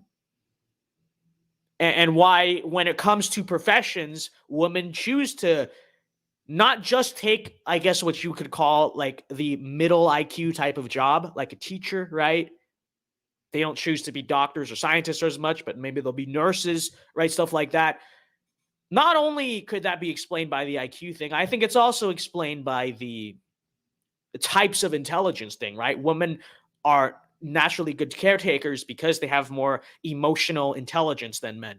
Men tend to have more logical, rational, analytical intelligence than women, hence why they dominate math class, hence why they dominate, the STEM fields. And again, people are going to say, well, I knew an Asian girl in school that was better at math than I was. It's like, okay, but we're talking about averages, right? We understand this. We're talking about distribution, So, Betty Wu from math class, who, by the way, for the record, in high school, I was better at math and science. Okay, let me just say that. No, just kidding. No, but that's true. But that's why she's not the norm, and why usually in most science and math classes, the top 5%. We won't even say the smartest kid. We'll say the top 5%, the best performers in the class. Yeah, occasionally you get Betty Wu, but for the most part are men. And that's why I say top 5%, because someone's going to say, well, the smartest person in my high school was the girl. It's like, okay, well, again, this is what we're talking about. All right. I mean, this is just true. I don't know. Interacting with society. The social The decisions we construction would be made are the not just idea purely biological. of the scientist. The scientist can't be found in nature. That is a social construction. The mechanisms in our brain making us want to go towards those things are biological. Those are innate. Also, the quip about you being married and me not, you'll have to refer me to which Norman Rockwell painting depicted you knocking up a woman, walking away, hooking up with another woman, and then going back to her when she was pregnant. I don't think that's very traditional. I will say that I will. So true. So true. Chad homonym, literally. It's not wrong either. I mean, Hunter wants to bring up, oh, I'm living the trad life. Yeah, not really. By the way, I mean, just for the record, I would not be surprised if Hunter is divorced in 10 years. I'm not rooting for it. I'm just saying it's seems like it probably can and will happen. Or they just end up having an open relationship like who is it, Destiny, right? That other like liberal YouTuber. I know for like they're openly in an open relationship. Open marriage, not open relationship, open marriage, quote unquote, right? So now it's very cute that you have like this tabloid understanding of what happened. Maybe if you've been reading up on some celebrity news, but virtually none of that was true, what you just said. But even more so, well, I know it's easier for you to derail into ad homs when you're Chad Homs, get it right. Chad Homs. Chad Homs. Also, Hunter was literally the one who turned to. We're an hour into the debate. Hunter was the one who turned to John and was like, "You're jealous. I'm living the trad life." And John was actually like, "No, you're not." And then Hunter turns and like, "Oh, ad hominem, ad hominem." Shut up, nerd. Yeah, no, that's Chad homonym. It is. That is frankly the way that Hunter Avallone, in my opinion, if you want to talk about a traditionally in America, no one would want to have a good faith argument with this person, not even like academic intellectuals, because they just think he's so annoying and he's a nerd and he's a dork. And so they probably just say, they probably have the reaction of like Biff Tanner to George McFly. That's your traditional America for you. Wrong here. So men going into sciences is largely because it's True. expected to be a masculine and male career. Why? Wait, hold on. No. First of all, is that really true? Like, I don't think that's actually true. What's expected to be a masculine male career, because even like the cultural perception of scientists, yes, they're mostly men, but it's not seen as a super masculine thing. It's seen as like nerdy. Is it not? And even so, like, I think in many cases, it's seen as ultra nerdy, because it's like you go to school to get your PhD, and it's not even like being a doctor or a surgeon where in the end you make like a bunch of money, right? Like scientists, they make good money, but they're not making like surgeon money, right? Whatever. On what planet is he living on where being a scientist is seen as a masculine thing or a manly thing to do? Everyone sees scientists as a bunch of nerds. Like, you could make that argument with the trades, right? Like being a construction worker or going into the military or a truck driver. Like, those are seen in culturally as like manly things to do, right? But being a scientist? Do people, when they think of like icons of masculinity, your average normie, your average NPC, your average just person, do they think a masculine man? Not, they wouldn't think of a pro athlete or a soldier or a trade worker. They would think of a scientist. This guy is just talking out of his rear end. I mean, honest, like that makes no sense. That makes absolutely no sense. Women have made massive contributions to the sciences, even in a time when women were not expected to, or were even actively discouraged from pursuing those things. Now it is more acceptable, but there are still subconscious biases that take place. This is maybe because they're natural, right? That's why even when you run the culture and you run the society and you have control and you push these narratives, to some extent they succeed, but also to a very large, now they succeed, but on the other end, society suffers, obviously. But then to a large extent, still, biology still kind of wins and pervades and creation and all that, right? is why you can see, like, how common is it for a little boy to hear, hey, you should go pursue math. Hey, you should go do science. You should do these things. It's not that they're going to actively say, you're a girl, you can't do it. It's more so, this is just wrong. Hunter's 26. I'm 19. Okay. So I went to high school. I went to college. In this whole situation, I can tell you the push for women in STEM is very big. Every 5 seconds, woman in STEM. We need women in STEM. Come on, go do it, girl. You can do it. Yes, slay, girl boss. Slay, queen. Okay. You want to talk about, affirmative action, which is obviously real. A girl applying to STEM majors or engineering school, whatever it is, much easier. Okay, and they will lower the bar for you because they need girls in that field, like literally. And even with that in mind, even with the favoritism in mind, yeah, you get a few more girls in STEM, especially Betty Wu and some Indian girl, right? But for the most part, girls still don't choose STEM. Okay? Because number one, and maybe naturally it's not what they feel like they want to do, whatever. But then also number two, because most girls literally aren't good at it.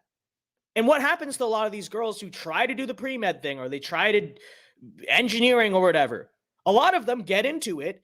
They can't handle the math and science classes, right? Why? Because of the, of what we just explained. Like again, we're talking about averages. So yeah, like Betty Wu can do it just fine and she can compete or whatever. But for the most part, again, we're talking about the curve, the distribution. For the most part, most girls can't handle it, which is why, even with the women in STEM push, which Hunter pretends like it's the opposite, like they're being discouraged. No, everyone and their dog is saying girls in STEM, girls in STEM. Most girls are scared to even do it because they struggled in high school math and high school science or whatever, right?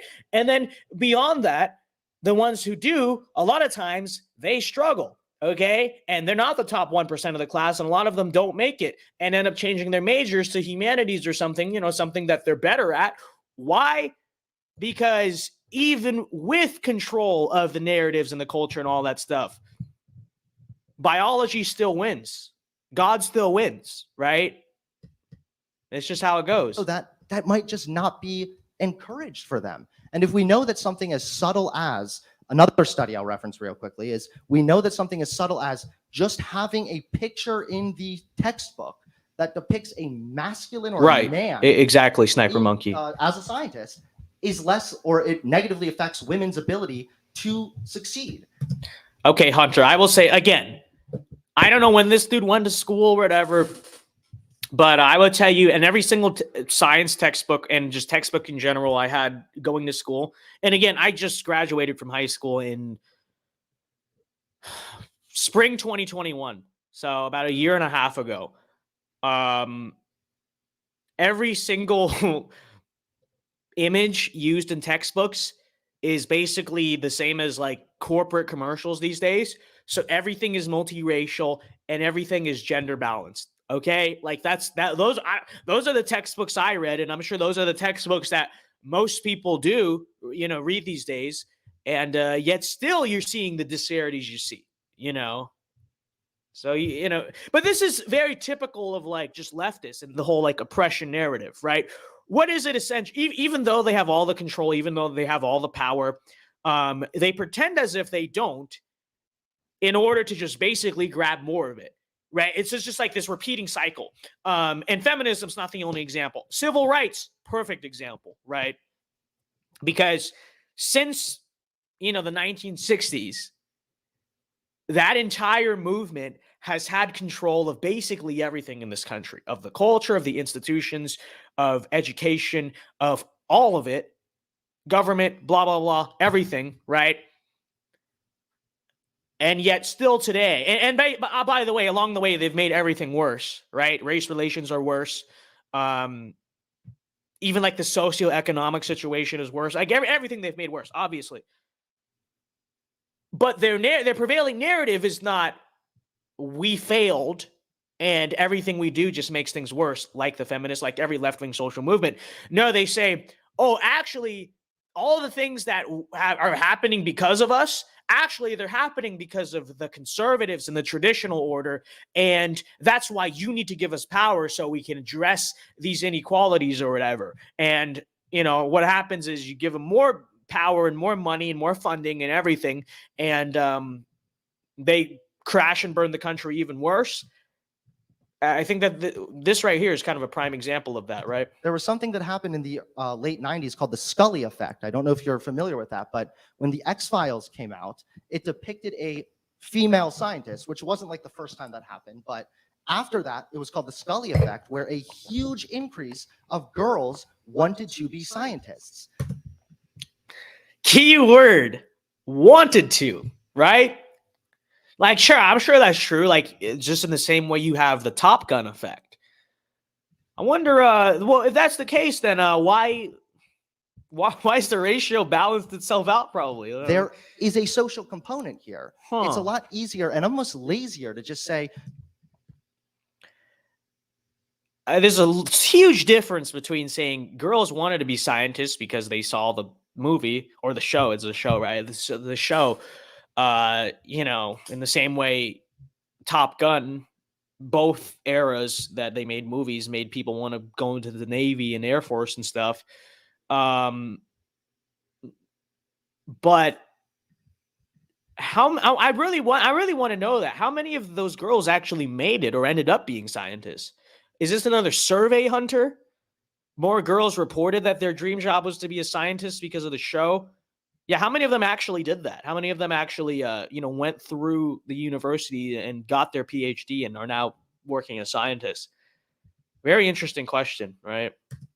It's just brains. Men are men, women are women. Okay, it's a lot more difficult to contend with what we can actually change.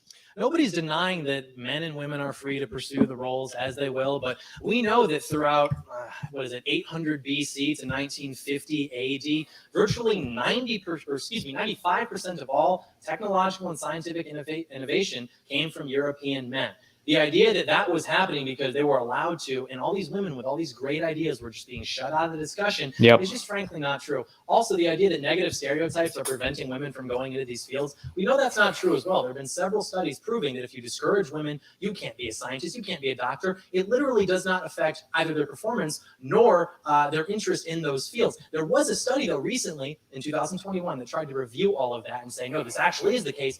And then they got caught fabricating their numbers. In terms of the X-Files thing, maybe, but I mean, that's the 1990s. Look, I mean, you're reaching like the peak of when all this messaging, which I can't believe you deny the fact there are institutions, grants, funding, all of these organizations telling women, you can be a doctor, you can be a scientist. When's the last time you saw a straight white man in a commercial? It doesn't exist. All of the programming in this country hold on. is I recognize that you're trying to go down the special snowflake route here, okay? But before we start playing victim, he never left 2016. there are still massive... Hey, Hunter, that's ad hominem. Hold on. There are still massive amounts of white males on TV, okay? I'm pretty confident about that one. But the adjective was straight white men. I'll say straight masculine white men. What John is saying is absolutely correct. I've had this observation because most people don't watch TV these days, but like every football season, like I mean, I'm super into college football, and so I actually see like corporate commercials and what they're doing. I've observed this. Everyone around me has observed this. That's actually literally just not true. Like every commercial you see from corporations, people, there's a few truck commercials or whatever that are still not like that, but in most cases, to the extent to which they portray white men. And by the way, like, you know, it's very rare that the commercial is all white. It's usually like, if anything, like the white guy's like the minority in the whole cast or whatever.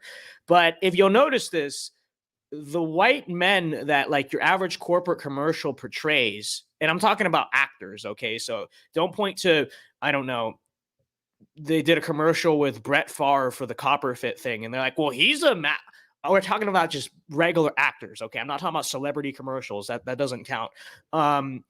You will notice that it's very rare for like straight white guys to be represented. And when they are, they're almost always incredibly skinny, effeminate. They're doing a very effeminate thing in the commercial. They're being very stupid.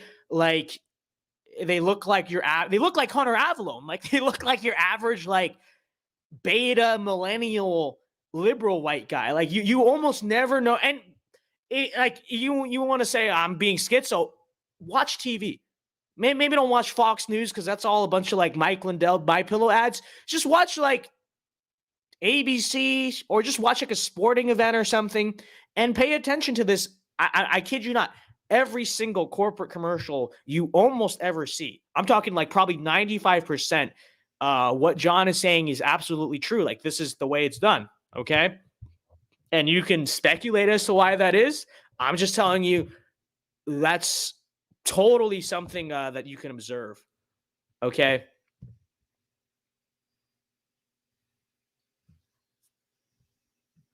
Again, even if these institutions are trying to push forward an idea that women can do it. No, exactly. They either make the straight white men in a commercial look stupid or effeminate or both. Right. And they're almost always like really skinny and like short and like stupid looking, you know, like all the time, literally. But you're ignoring the social component. There is, in fact, different social expectations and stigmas. And I keep going back to the stay-at-home dad thing because you're talking out of two sides of your mouth. You're saying there's not really much of a social stigma, but then you're perpetuating the social stigma. You're trying to discourage women from pursuing these career fields. And I don't know why that is. That's Women are not the a case. slave to their First of biology. all, on the stay-at-home dads thing, I have no ill will or disrespect towards dads who are staying at home. What I am discouraging is the idea that these roles are malleable and it's a simple coin toss. I am saying that men and women flourish. Literally, stay-at-home dads. I'm gonna go so far as to say they quite never do as good of a job as a feminine woman would, like ever. Like I don't think I genuinely think we don't know what we're doing on that front because we're not supposed to know what we're doing. And again, I think you can kind of observe that, right? Best when they are following their roles, when they are pursuing what is complementary to them in their nature. What are their roles? I'm not. That changes. What a role is, what a role is for a man has changed significantly. And you say that, but that's not actually true. It may have changed in terms of things like attire, aesthetics, penis size, but what doesn't change is the Lucky for fundamental you. role of the man as the protector and the provider. How is Hunter gonna get mad? It's just like, yeah, okay, libtard hypocrisy. But how are you going to call out John for ad hominem when you first of all did it first and secondly continue to do it? Now, I don't think John was even hearing him because I would assume, you know, he's probably focused on what he's trying to say. But bringing back the 2016 Trump response to Marco Rubio, not saying I would have been quick-witted enough to do it either, but that would be kind of based. That would be kind of epic. Even in the societies where men are spending the most time with children, the nurturers, I believe it's like the Aka pygmies in Africa. Even then, the males are only spending about 40 minutes a day with the child, and the women are still spending 10 times amount that time. So you can say that, oh, the differences are malleable. The big differences are not. I don't really care what some guy's hairstyle was or what his statue was looking like. The biological reality of our situation, as articulated, has remained the same, and it's only changing, not in that all of a sudden women are becoming men and things like that. It's just that now they're not attracted to each other and they're not getting married because of that actual social pressure and actual social conditioning, which you seem to want to ignore. No, When's the last there's time a you've seen reason why anything people that are getting leads you to married the later. opposite? Again, it can largely be attributed to economic reasons. We can't just point to a problem and just blame whatever we want to blame. It's largely because of economic reasons as to why people are getting married later in life. First of all, no. I mean, yeah, it's a factor, but to pretend like it is not a huge cultural factor with it too, ridiculous. Also, further, to pretend like there's not a relationship between economic and cultural factors is also, it just doesn't make sense. Of course, the economic situation in a country is going to affect what the culture is, and I guess vice versa, and political, you know, there's all that stuff, right? And again, I am not denying biology. You keep going back to this. However, you're really going to tell me that there was a time when it was masculine to cry. There was a time when what it meant to be a man. And crying about what? Crying about what? Crying about something very significant and kind of worthy of that or whatever, and probably still seen like that today. Or, like I said, having the emotional breakdown of a teenage girl, right? Like, what are you specifically talking about?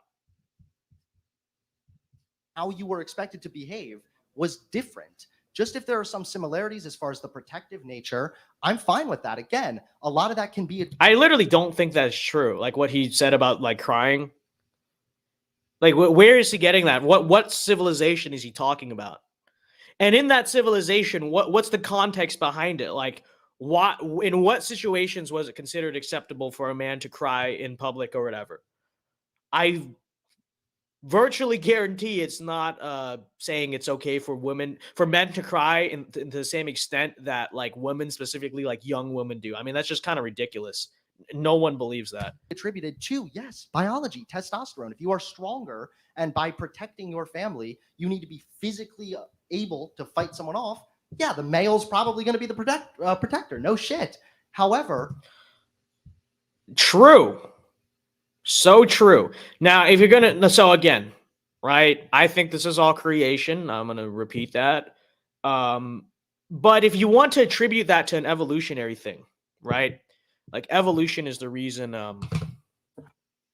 men were made to be the physical protector and the physical provider. And you think that our brains and not just the chemistry of the rest of our body, but obviously our brains would also come from, according to you, nature and evolution. Why would there not also be a very strong mental component to that? You know? Because again, especially for someone who doesn't think we have like souls or anything, or there's no like divine creation of life or any of that stuff. So if this is all just like nature shooting off its neurons and stuff, why, not just why, how would there not be a relationship between that physical aspect of men being stronger and being the protectors and a social, I should say like a biological natural instinct and a natural drive and inclination and favoritism, hormonally speaking, for those things? Like, of course there would be. Like, this, it just doesn't make any sense. That's one, not necessarily the case nowadays. And two, we would then want to talk about what does it even mean to be the protector? There are different ways to protect a family. Not all of it is physical protection. And so what it means to be a man, how men are expected to behave, has changed. It's different. Nowadays, boys are not encouraged to show emotion. It's considered very weak. It's considered feminine. It's considered girly. But yet,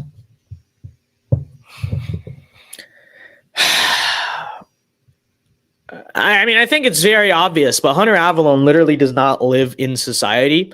And if he does, he's completely delusional. You know, like male weakness is promoted at an all-time high. You know, like, is that wrong? Like, if anything nowadays, and even if you want to say, oh, well, it's still like this, but even then, nowadays, it's definitely not as prevalent or prominent that men are expected to be strong and masculine now. Like, I don't know what the guy's talking about. You know, watch a commercial from the 1950s and now from any random XYZ corporation. Like, you can literally see how strong it is in the culture. Or, I don't know, any metric you want to use. You can definitely see that it's basically the opposite of what Hunter's saying. I mean, I don't know how he wants to measure it, but I think any like way that makes logical sense would clearly prove the opposite. I point to the example of, yes, where it used to be chivalrous for men to weep. It was called chivalrous weeping. And that was a thing. That was a masculine trait. So there can be biological consistencies across human history. I'm fine with that. I'm more interested in talking about what we can change. What can we do to make society better? And by acknowledging that there are certain social expectations that we place on people, we expect them to act a certain way. If we can acknowledge that, that means we can also change these things. We can make it so that families are more stable. We can make it so that if a man... Maybe so, but even then, what creates these social rules and norms that for all of human history across so many different civilizations have, you know, all been the same? I don't know. And unfortunately loses his job, he's not more likely to get divorced because his self-esteem is suddenly in the toilet. We can make these changes. We can make the world a better place. Oh, well, I like that. We can all go home on a good note, can't we? In terms of the emotional aspect of it, I have never heard nor witnessed anybody see a man crying at his father's funeral or at the birth of his exactly. Man up, pussy. That's like this sort of like This is, you keep doing it. No that's- one says that men shouldn't cry at their father's funeral. Dude. No, but what they do say, life. it is men true want that to express emotion by crying. if a man is, You know, Hunter's like, oh, you're straw manning, whatever. Dude, you're not being specific. At what point in history, in what civilization was, according to you, it used to be considered acceptable for men to cry, basically pretty openly? And at what point did that rule suddenly get revised to where it was considered feminine and not masculine to cry? What are you actually talking about? He didn't name the era. He doesn't name the civilization. He just vaguely relies on a platitude and assumes people are just going to believe it. Which, again, in itself probably came from some BuzzFeed article that's like, here's proof men used to cry or whatever. And it's like totally taking old behaviors completely out of context, like I said.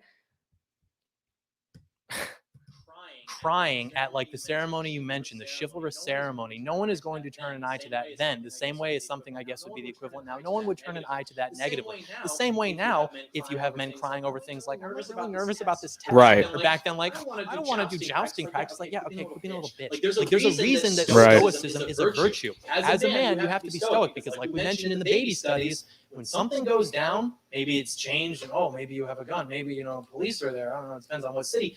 People look to you for the answer. People look to you for. There's an echo. Okay, well, I'm getting bad reception again, so we'll just sit here and wait until that fixes itself. Hunter's entire argument is a Google search. So true. Just came back from warning an African YouTube channel about LGBTQ in the West. Real. Ah, save yourself. It is coming, Real. Protection. The little baby girls look to the little baby boys more often than vice versa. That's why stoicism is a virtue as a man. Being in control of your emotions to portray strength is, even if you are weak. No one's saying that weakness is a problem, but you have an obligation to those around you as a man to portray strength, even if that's not the case. This is just Also, wrong. You're doing it right now. Also- this idea that because you're a man, you have a responsibility to Real? portray strength Yes, all you the do. time. That is true. True. No, that is not true. And you're once again enforcing this idea. This is what That's all I hear. Like, that's literally all I hear. It's kind of a projection or a cope because he's not doing. He's like, that's how he talks. That's all I hear. Really, I don't hear words. I just hear. But that's ad hominem. So true. leads to the repressing emotions, the repressing mechanism, which Even the microphone couldn't handle him. It was just like, like it's like nails on a chalkboard, and so it just broke the mic. Real. has already been demonstrated to increase likelihood of committing suicide. Okay, that's not true. The reason men are killing themselves isn't because they can't talk about their emotions. Let's dispel with this fiction. So true. That that's the reason that that's going on. Men are killing themselves because we see no way forward. It is harder for us to achieve the economic prospects that our fathers or that our grandmothers have, which Hunter is right. It is because of things like offshoring manufacturing, frankly, gender bias in terms of higher education, things like that. Men just don't see the prospects. And if men don't see a way out of a situation, we are more likely to be despondent. We are more likely to kill ourselves. Right, because if it were just about openness of emotion, they're not allowed to cry. That's why they're killing themselves.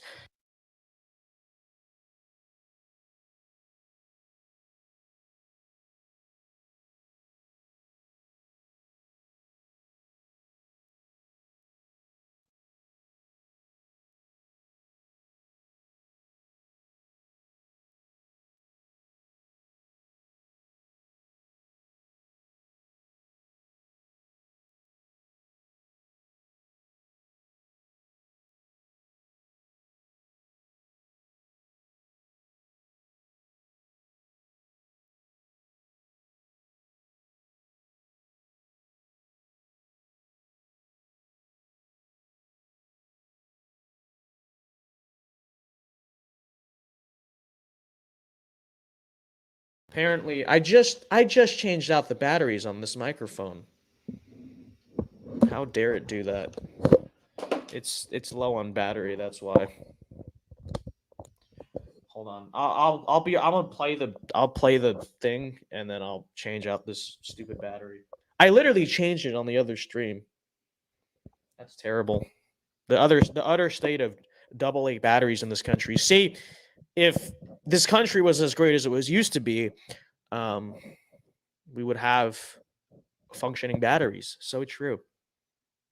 Also, what's very important about that in terms of the male suicide and how that relates to emotion, like we mentioned earlier, when men were held to the highest standards of how they were supposed to behave as men in the 1950s, they weren't killing themselves as often. They weren't as depressed as often. This is like a new invention You're right, for whatever reason. Because And a lot of the a lot of the problems here is that some of these expectations are being almost accentuated. So we have social media, which is isolating people. We still have social expectations that you as a man have a responsibility to give off the impression that you're strong at all times.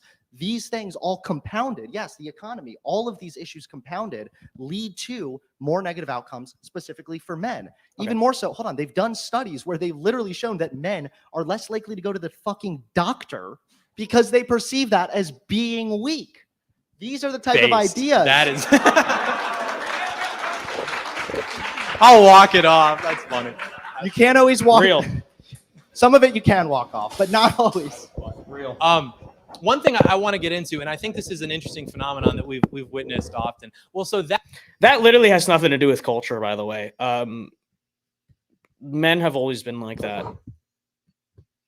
It is what it is. Like, yeah, I mean, that's how we are. That's why we're all the soldiers in this. It's common sense. It's like childish. that too. I mean, that is men. I don't think it's necessarily weakness. You know, I'm sure the men in the audience, it's not necessarily weakness. Like, oh, the doctor's going to think I'm. It's more just like, who cares? You know, who cares? I think that women tend to be more sort of on the ball with those things, which is good. You're Why do nurturing. men They're die more? empathetic. They're like, Men you're die hurt. earlier. You don't even know it. I'm going to tell you that. And then I'm like, nah, I'm not hurt. And it is the case. But here's something interesting. Men die earlier. John. I think that anybody. Well, let's be. What even is the relevance of him saying that?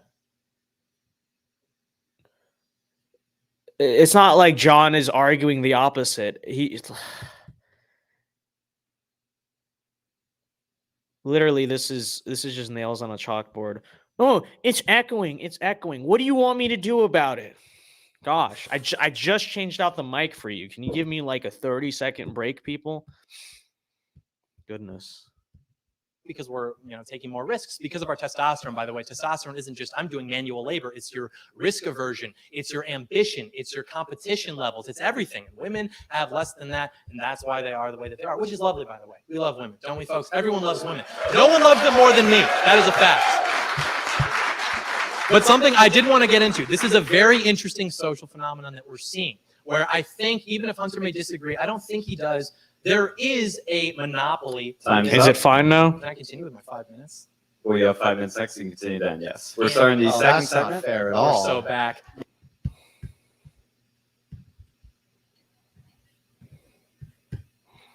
Dylan G Tech says nobody loves woman more than me is cringe. It's literally a Donald Trump quote, and it's funny. It is true. It is funny. I think you're just being schizo about that. The line is just fine.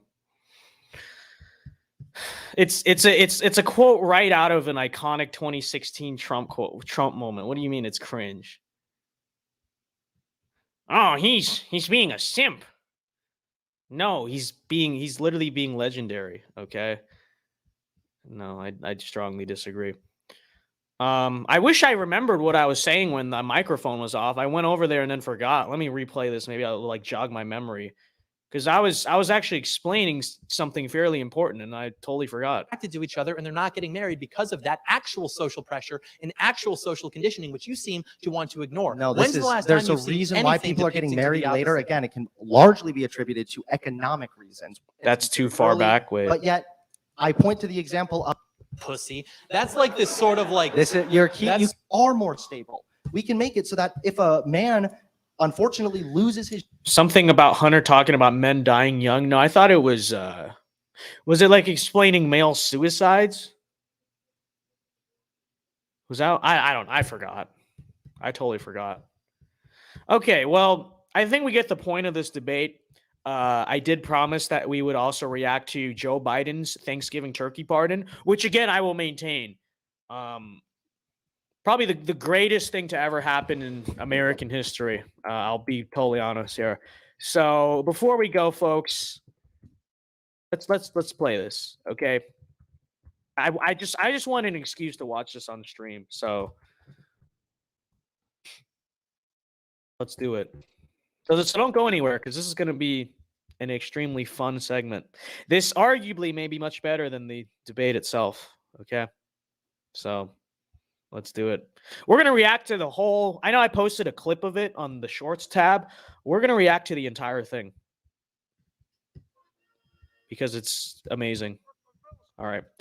So as you know, this past weekend was Thanksgiving. This past week was Thanksgiving, I should say. It is a U.S. presidential tradition to pardon 2 turkeys, right? It's kind of like a funny thing, a gimmick. This year's turkeys were chocolate and chip. which I will say is actually kind of funny, because it's a play on, you know, Biden's idiot moment where he was like, chocolate chip, eat some chocolate chip. And so here's Chocolate and Chip the turkey, who ironically are white, which is very interesting. They're like they're the whitest turkeys you will ever see. Okay, they could pass for I don't know. They could be in a fraternity, you know, like a southern fraternity. Like that's how white these turkeys are. But they're named Chocolate and Chip, which is very interesting. Anyways, let us continue.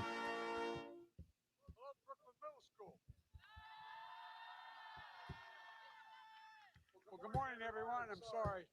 There's a tradition around where I come from, the state of Delaware, when there's a governor in the room, you got to stand up. And your governor's here, and I wanted to say hi to him. So thank you, Governor, for being here. As I said, that was probably the greatest opening to a speech in, again, probably history. Very, very, very, very stunning. It's a wonderful Thanksgiving tradition here at the White House. There's a lot to say about it, but it's chilly outside, so I'm going to keep this short. Nobody likes it when their turkey gets cold. So true. So true. I don't know if they're mad yet or not. But at any rate, I want to thank Ronnie Parker, chairman of the National Turkey Federation, and his family from Probably Nerdy says you missed the whole debate. Well, you're about to witness something much better. Again, you're about to witness the greatest moment in U.S. presidential history right here. North Carolina. Ronnie's got 44 years in the turkey business, and he also is the grower of our honored guest today. And Lexi, he got a lot of help from Lexi, a fourth-generation member of the ranch where the turkeys were raised and prepared for this very day. They don't know what the verdict. I'm not sure of the verdict yet, but we're going to find out in a minute.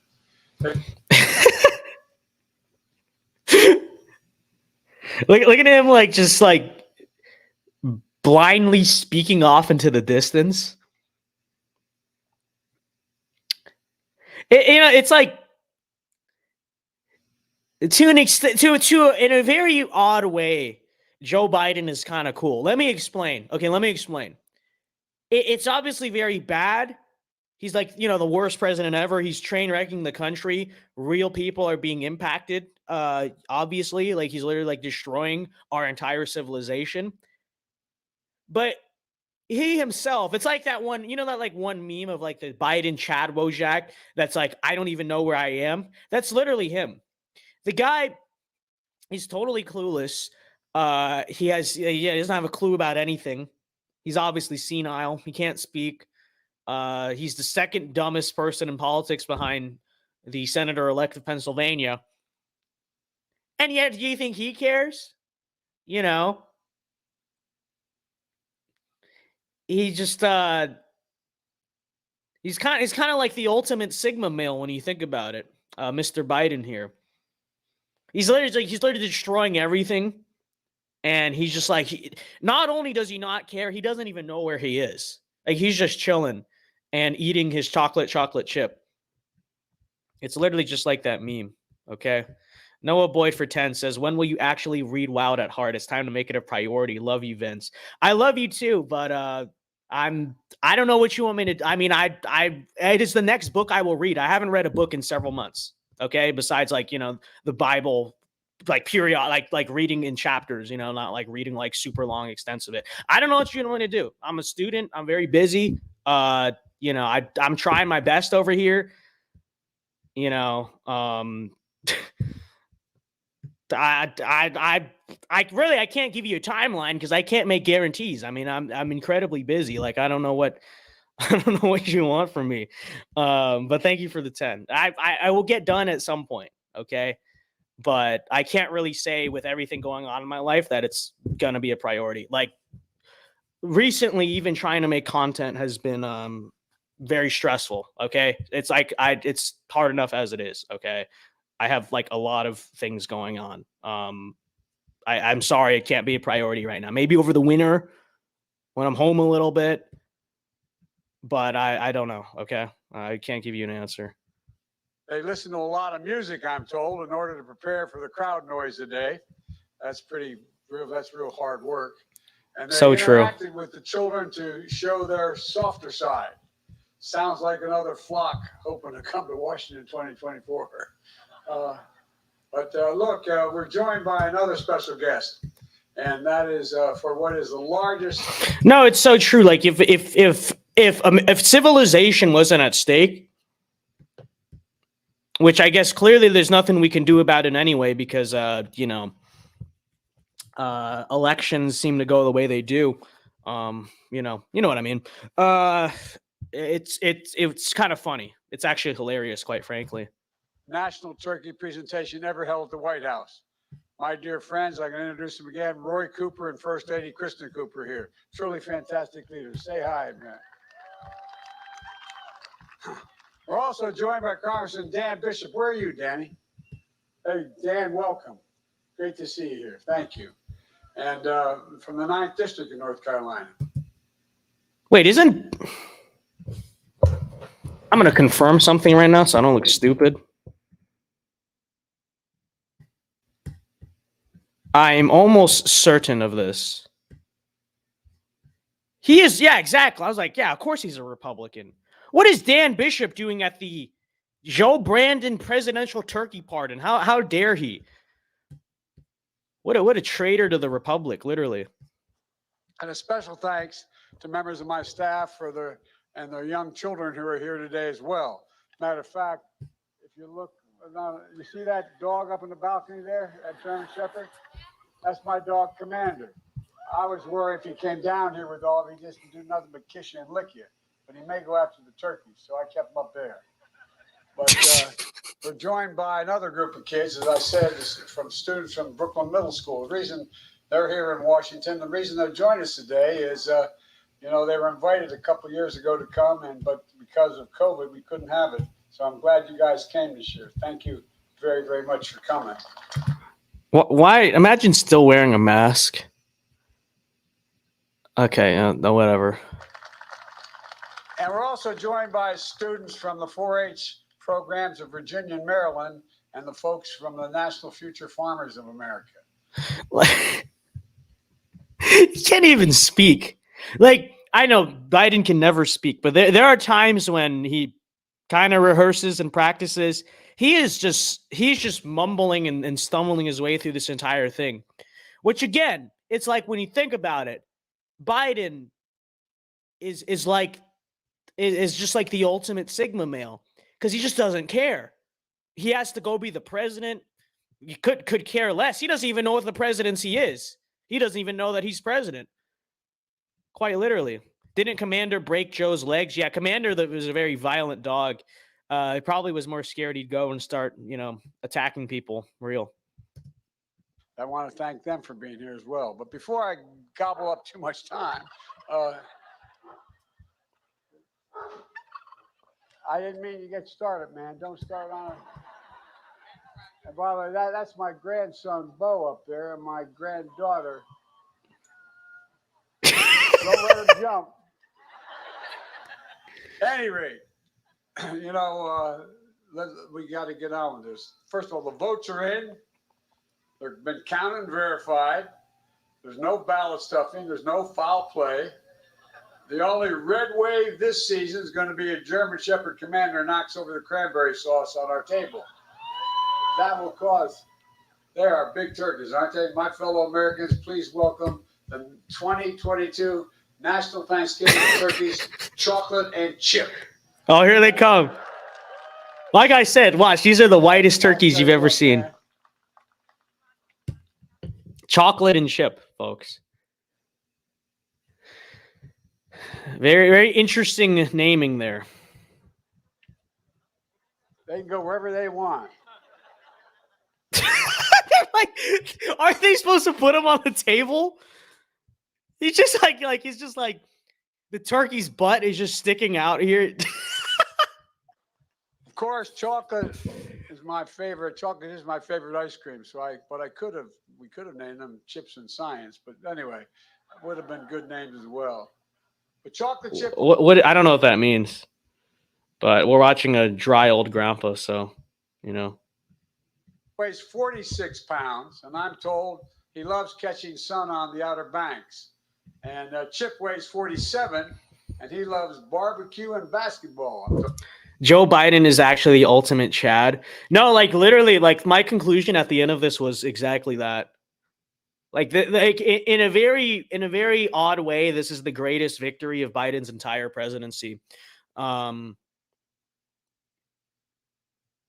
Like I just something about this that's I just can't describe it. It's just hilarious. Like watch this whole thing is just hilarious. I don't know. After receiving their presidential pardons today, Chocolate and Chip are going to head to one of the nation's great basketball schools and research universities. Whoa! Whoa, whoa, whoa, whoa, whoa, whoa, whoa. Time out. Time out. Okay. On the Democrats, it's their first charge timeout of the half. 30-second timeout. Why, Mr. Biden, this whole thing is very suspicious, Mr. Brandon. You have two turkeys. One is named Chocolate. The other is named Chip. Oddly, they are white. They're very white turkeys. The color there doesn't really match. But okay, forget that part. They're named Chocolate and Chip. Why are you sending Chocolate and Chip, of all the universities you could send them to what he described as one of the country's great basketball schools? Whoa! Very, very sus. Very interesting. I don't know. But this is criminal justice reform, though, when you think about it. He's about to pardon Chocolate and Chip. So, they're really getting some victories there, right? That's exactly what many people have marched for. And now you're getting to see it. What a beautiful thing. Carolina State. Now, when we told them they were joining the Wolf Pack, they got a little scared. But then we explained. Wait, NC State? That's where they're going? That's not a basketball school. Isn't there and like North UNC is a basketball school? Isn't NC State? I'm pretty sure they're better at football than basketball. I mean, they're not really good at either. But when was the last time NC State won March Madness? What? It was just a mascot for the school. Has one of the nation's best poultry science departments in the country. And now, based on their temperament and commitment to being... The turkey is literally just flexing his rear end at America. And Joe Biden is just standing there. What an incredible shot right there. This should be Joe Biden's presidential painting. It really does sum up his presidency. Like, he has a turkey sticking his butt in at America, like at everyone, and he just doesn't care. And he doesn't even know there's a turkey there. Like, look at the lost and confused look on his face. Like this is Joe Biden's America. Like in this video.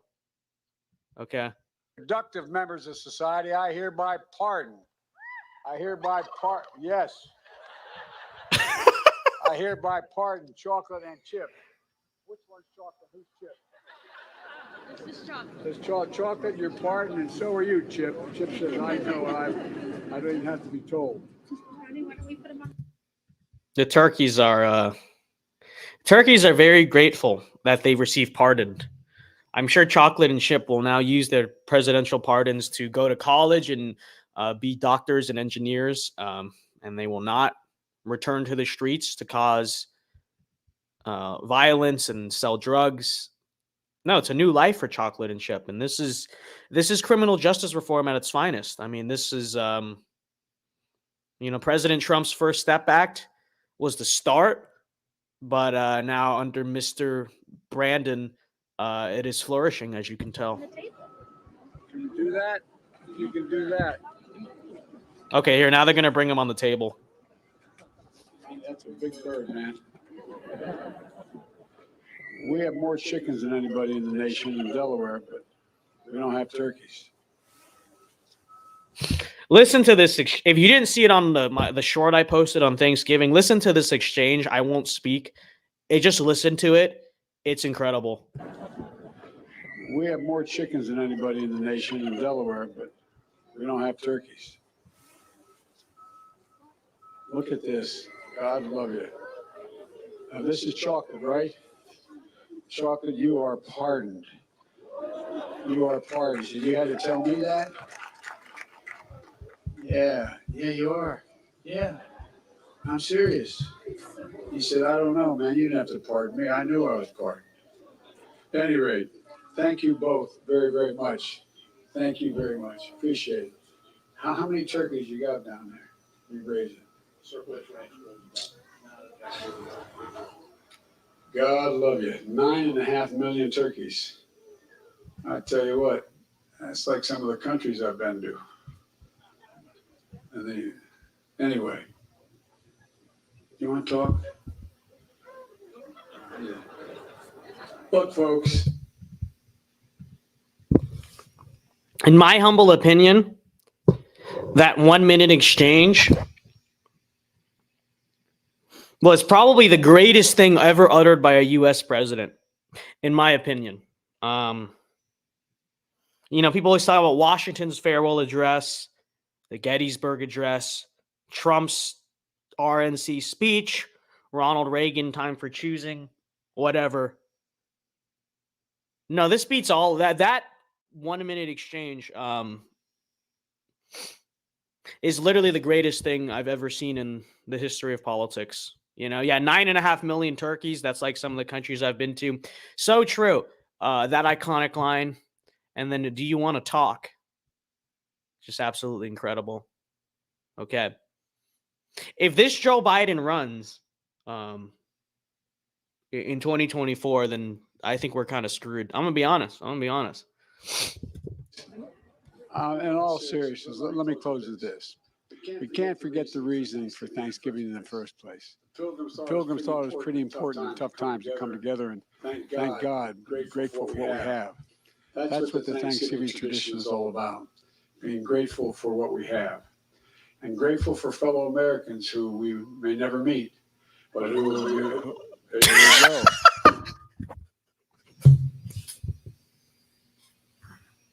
Dude, this whole 8 minutes is like, I don't even, like I know a lot of people watch Biden in general and they get mad. They're like, I can't believe he's our president. Like, yeah, I can't believe it either.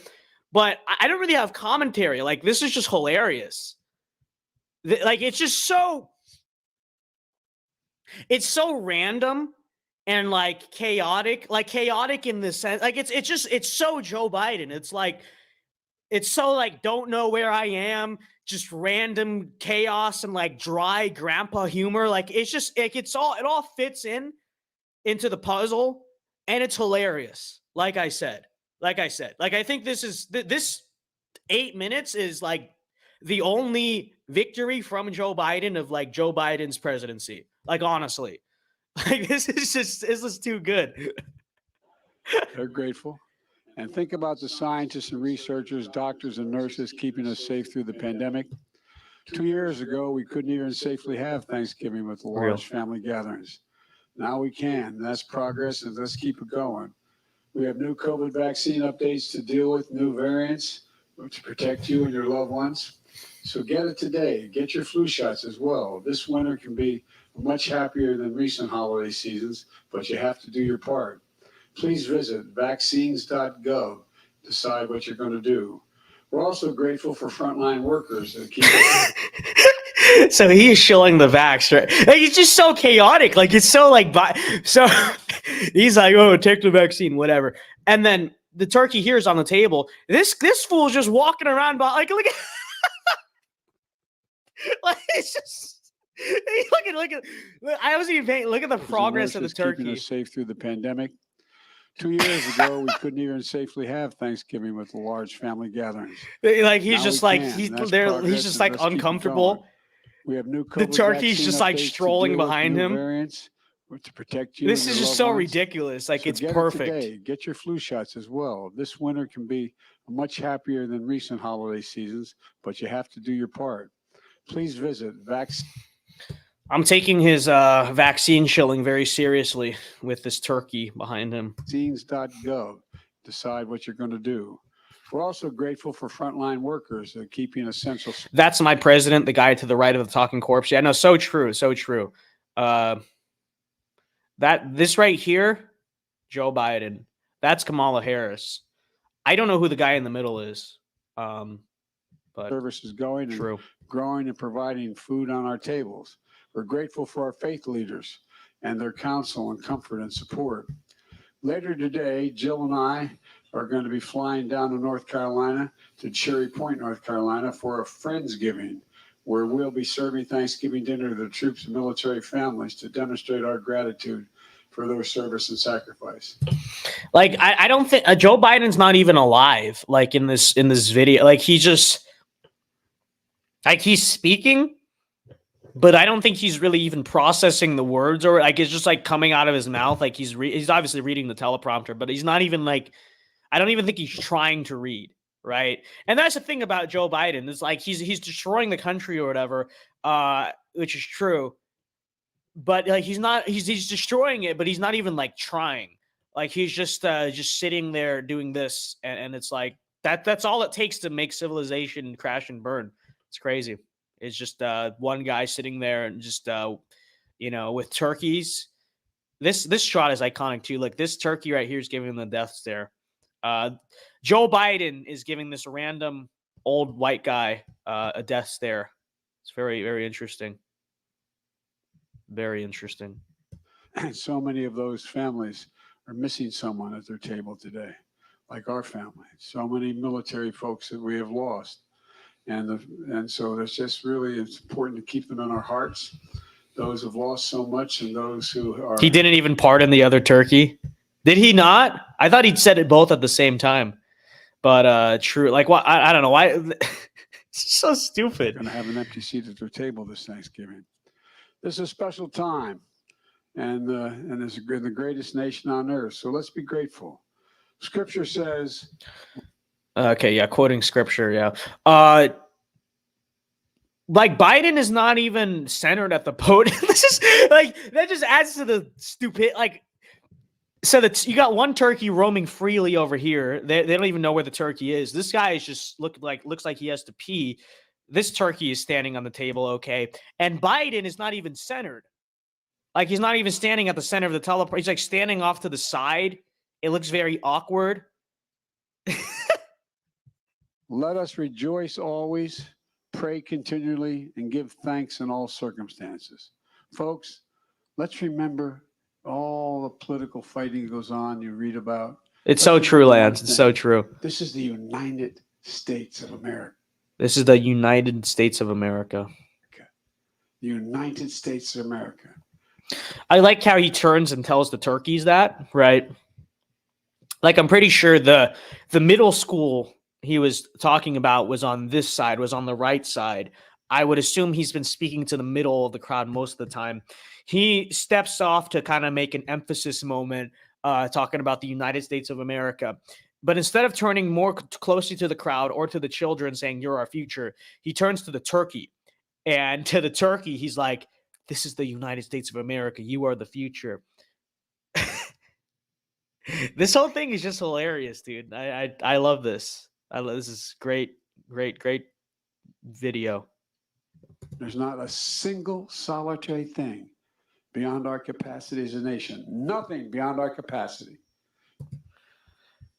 He's trying to get, I love this. Trying to get serious, and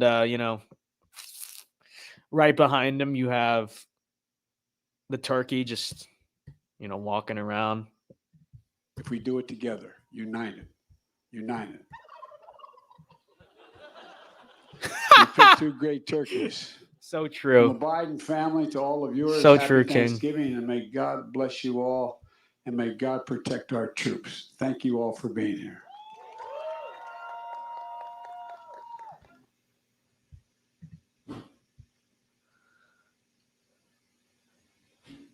Folks, is that literally just not like the best thing like you've ever seen? It literally is.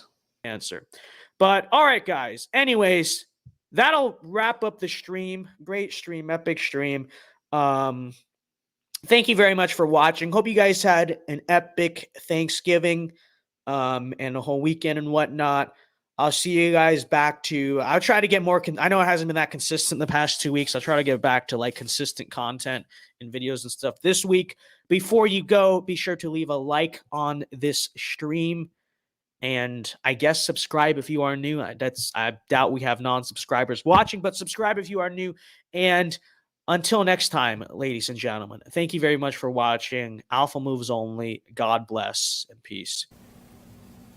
In leaving it, I do so with this prayer. May God's grace be with you in all the days ahead.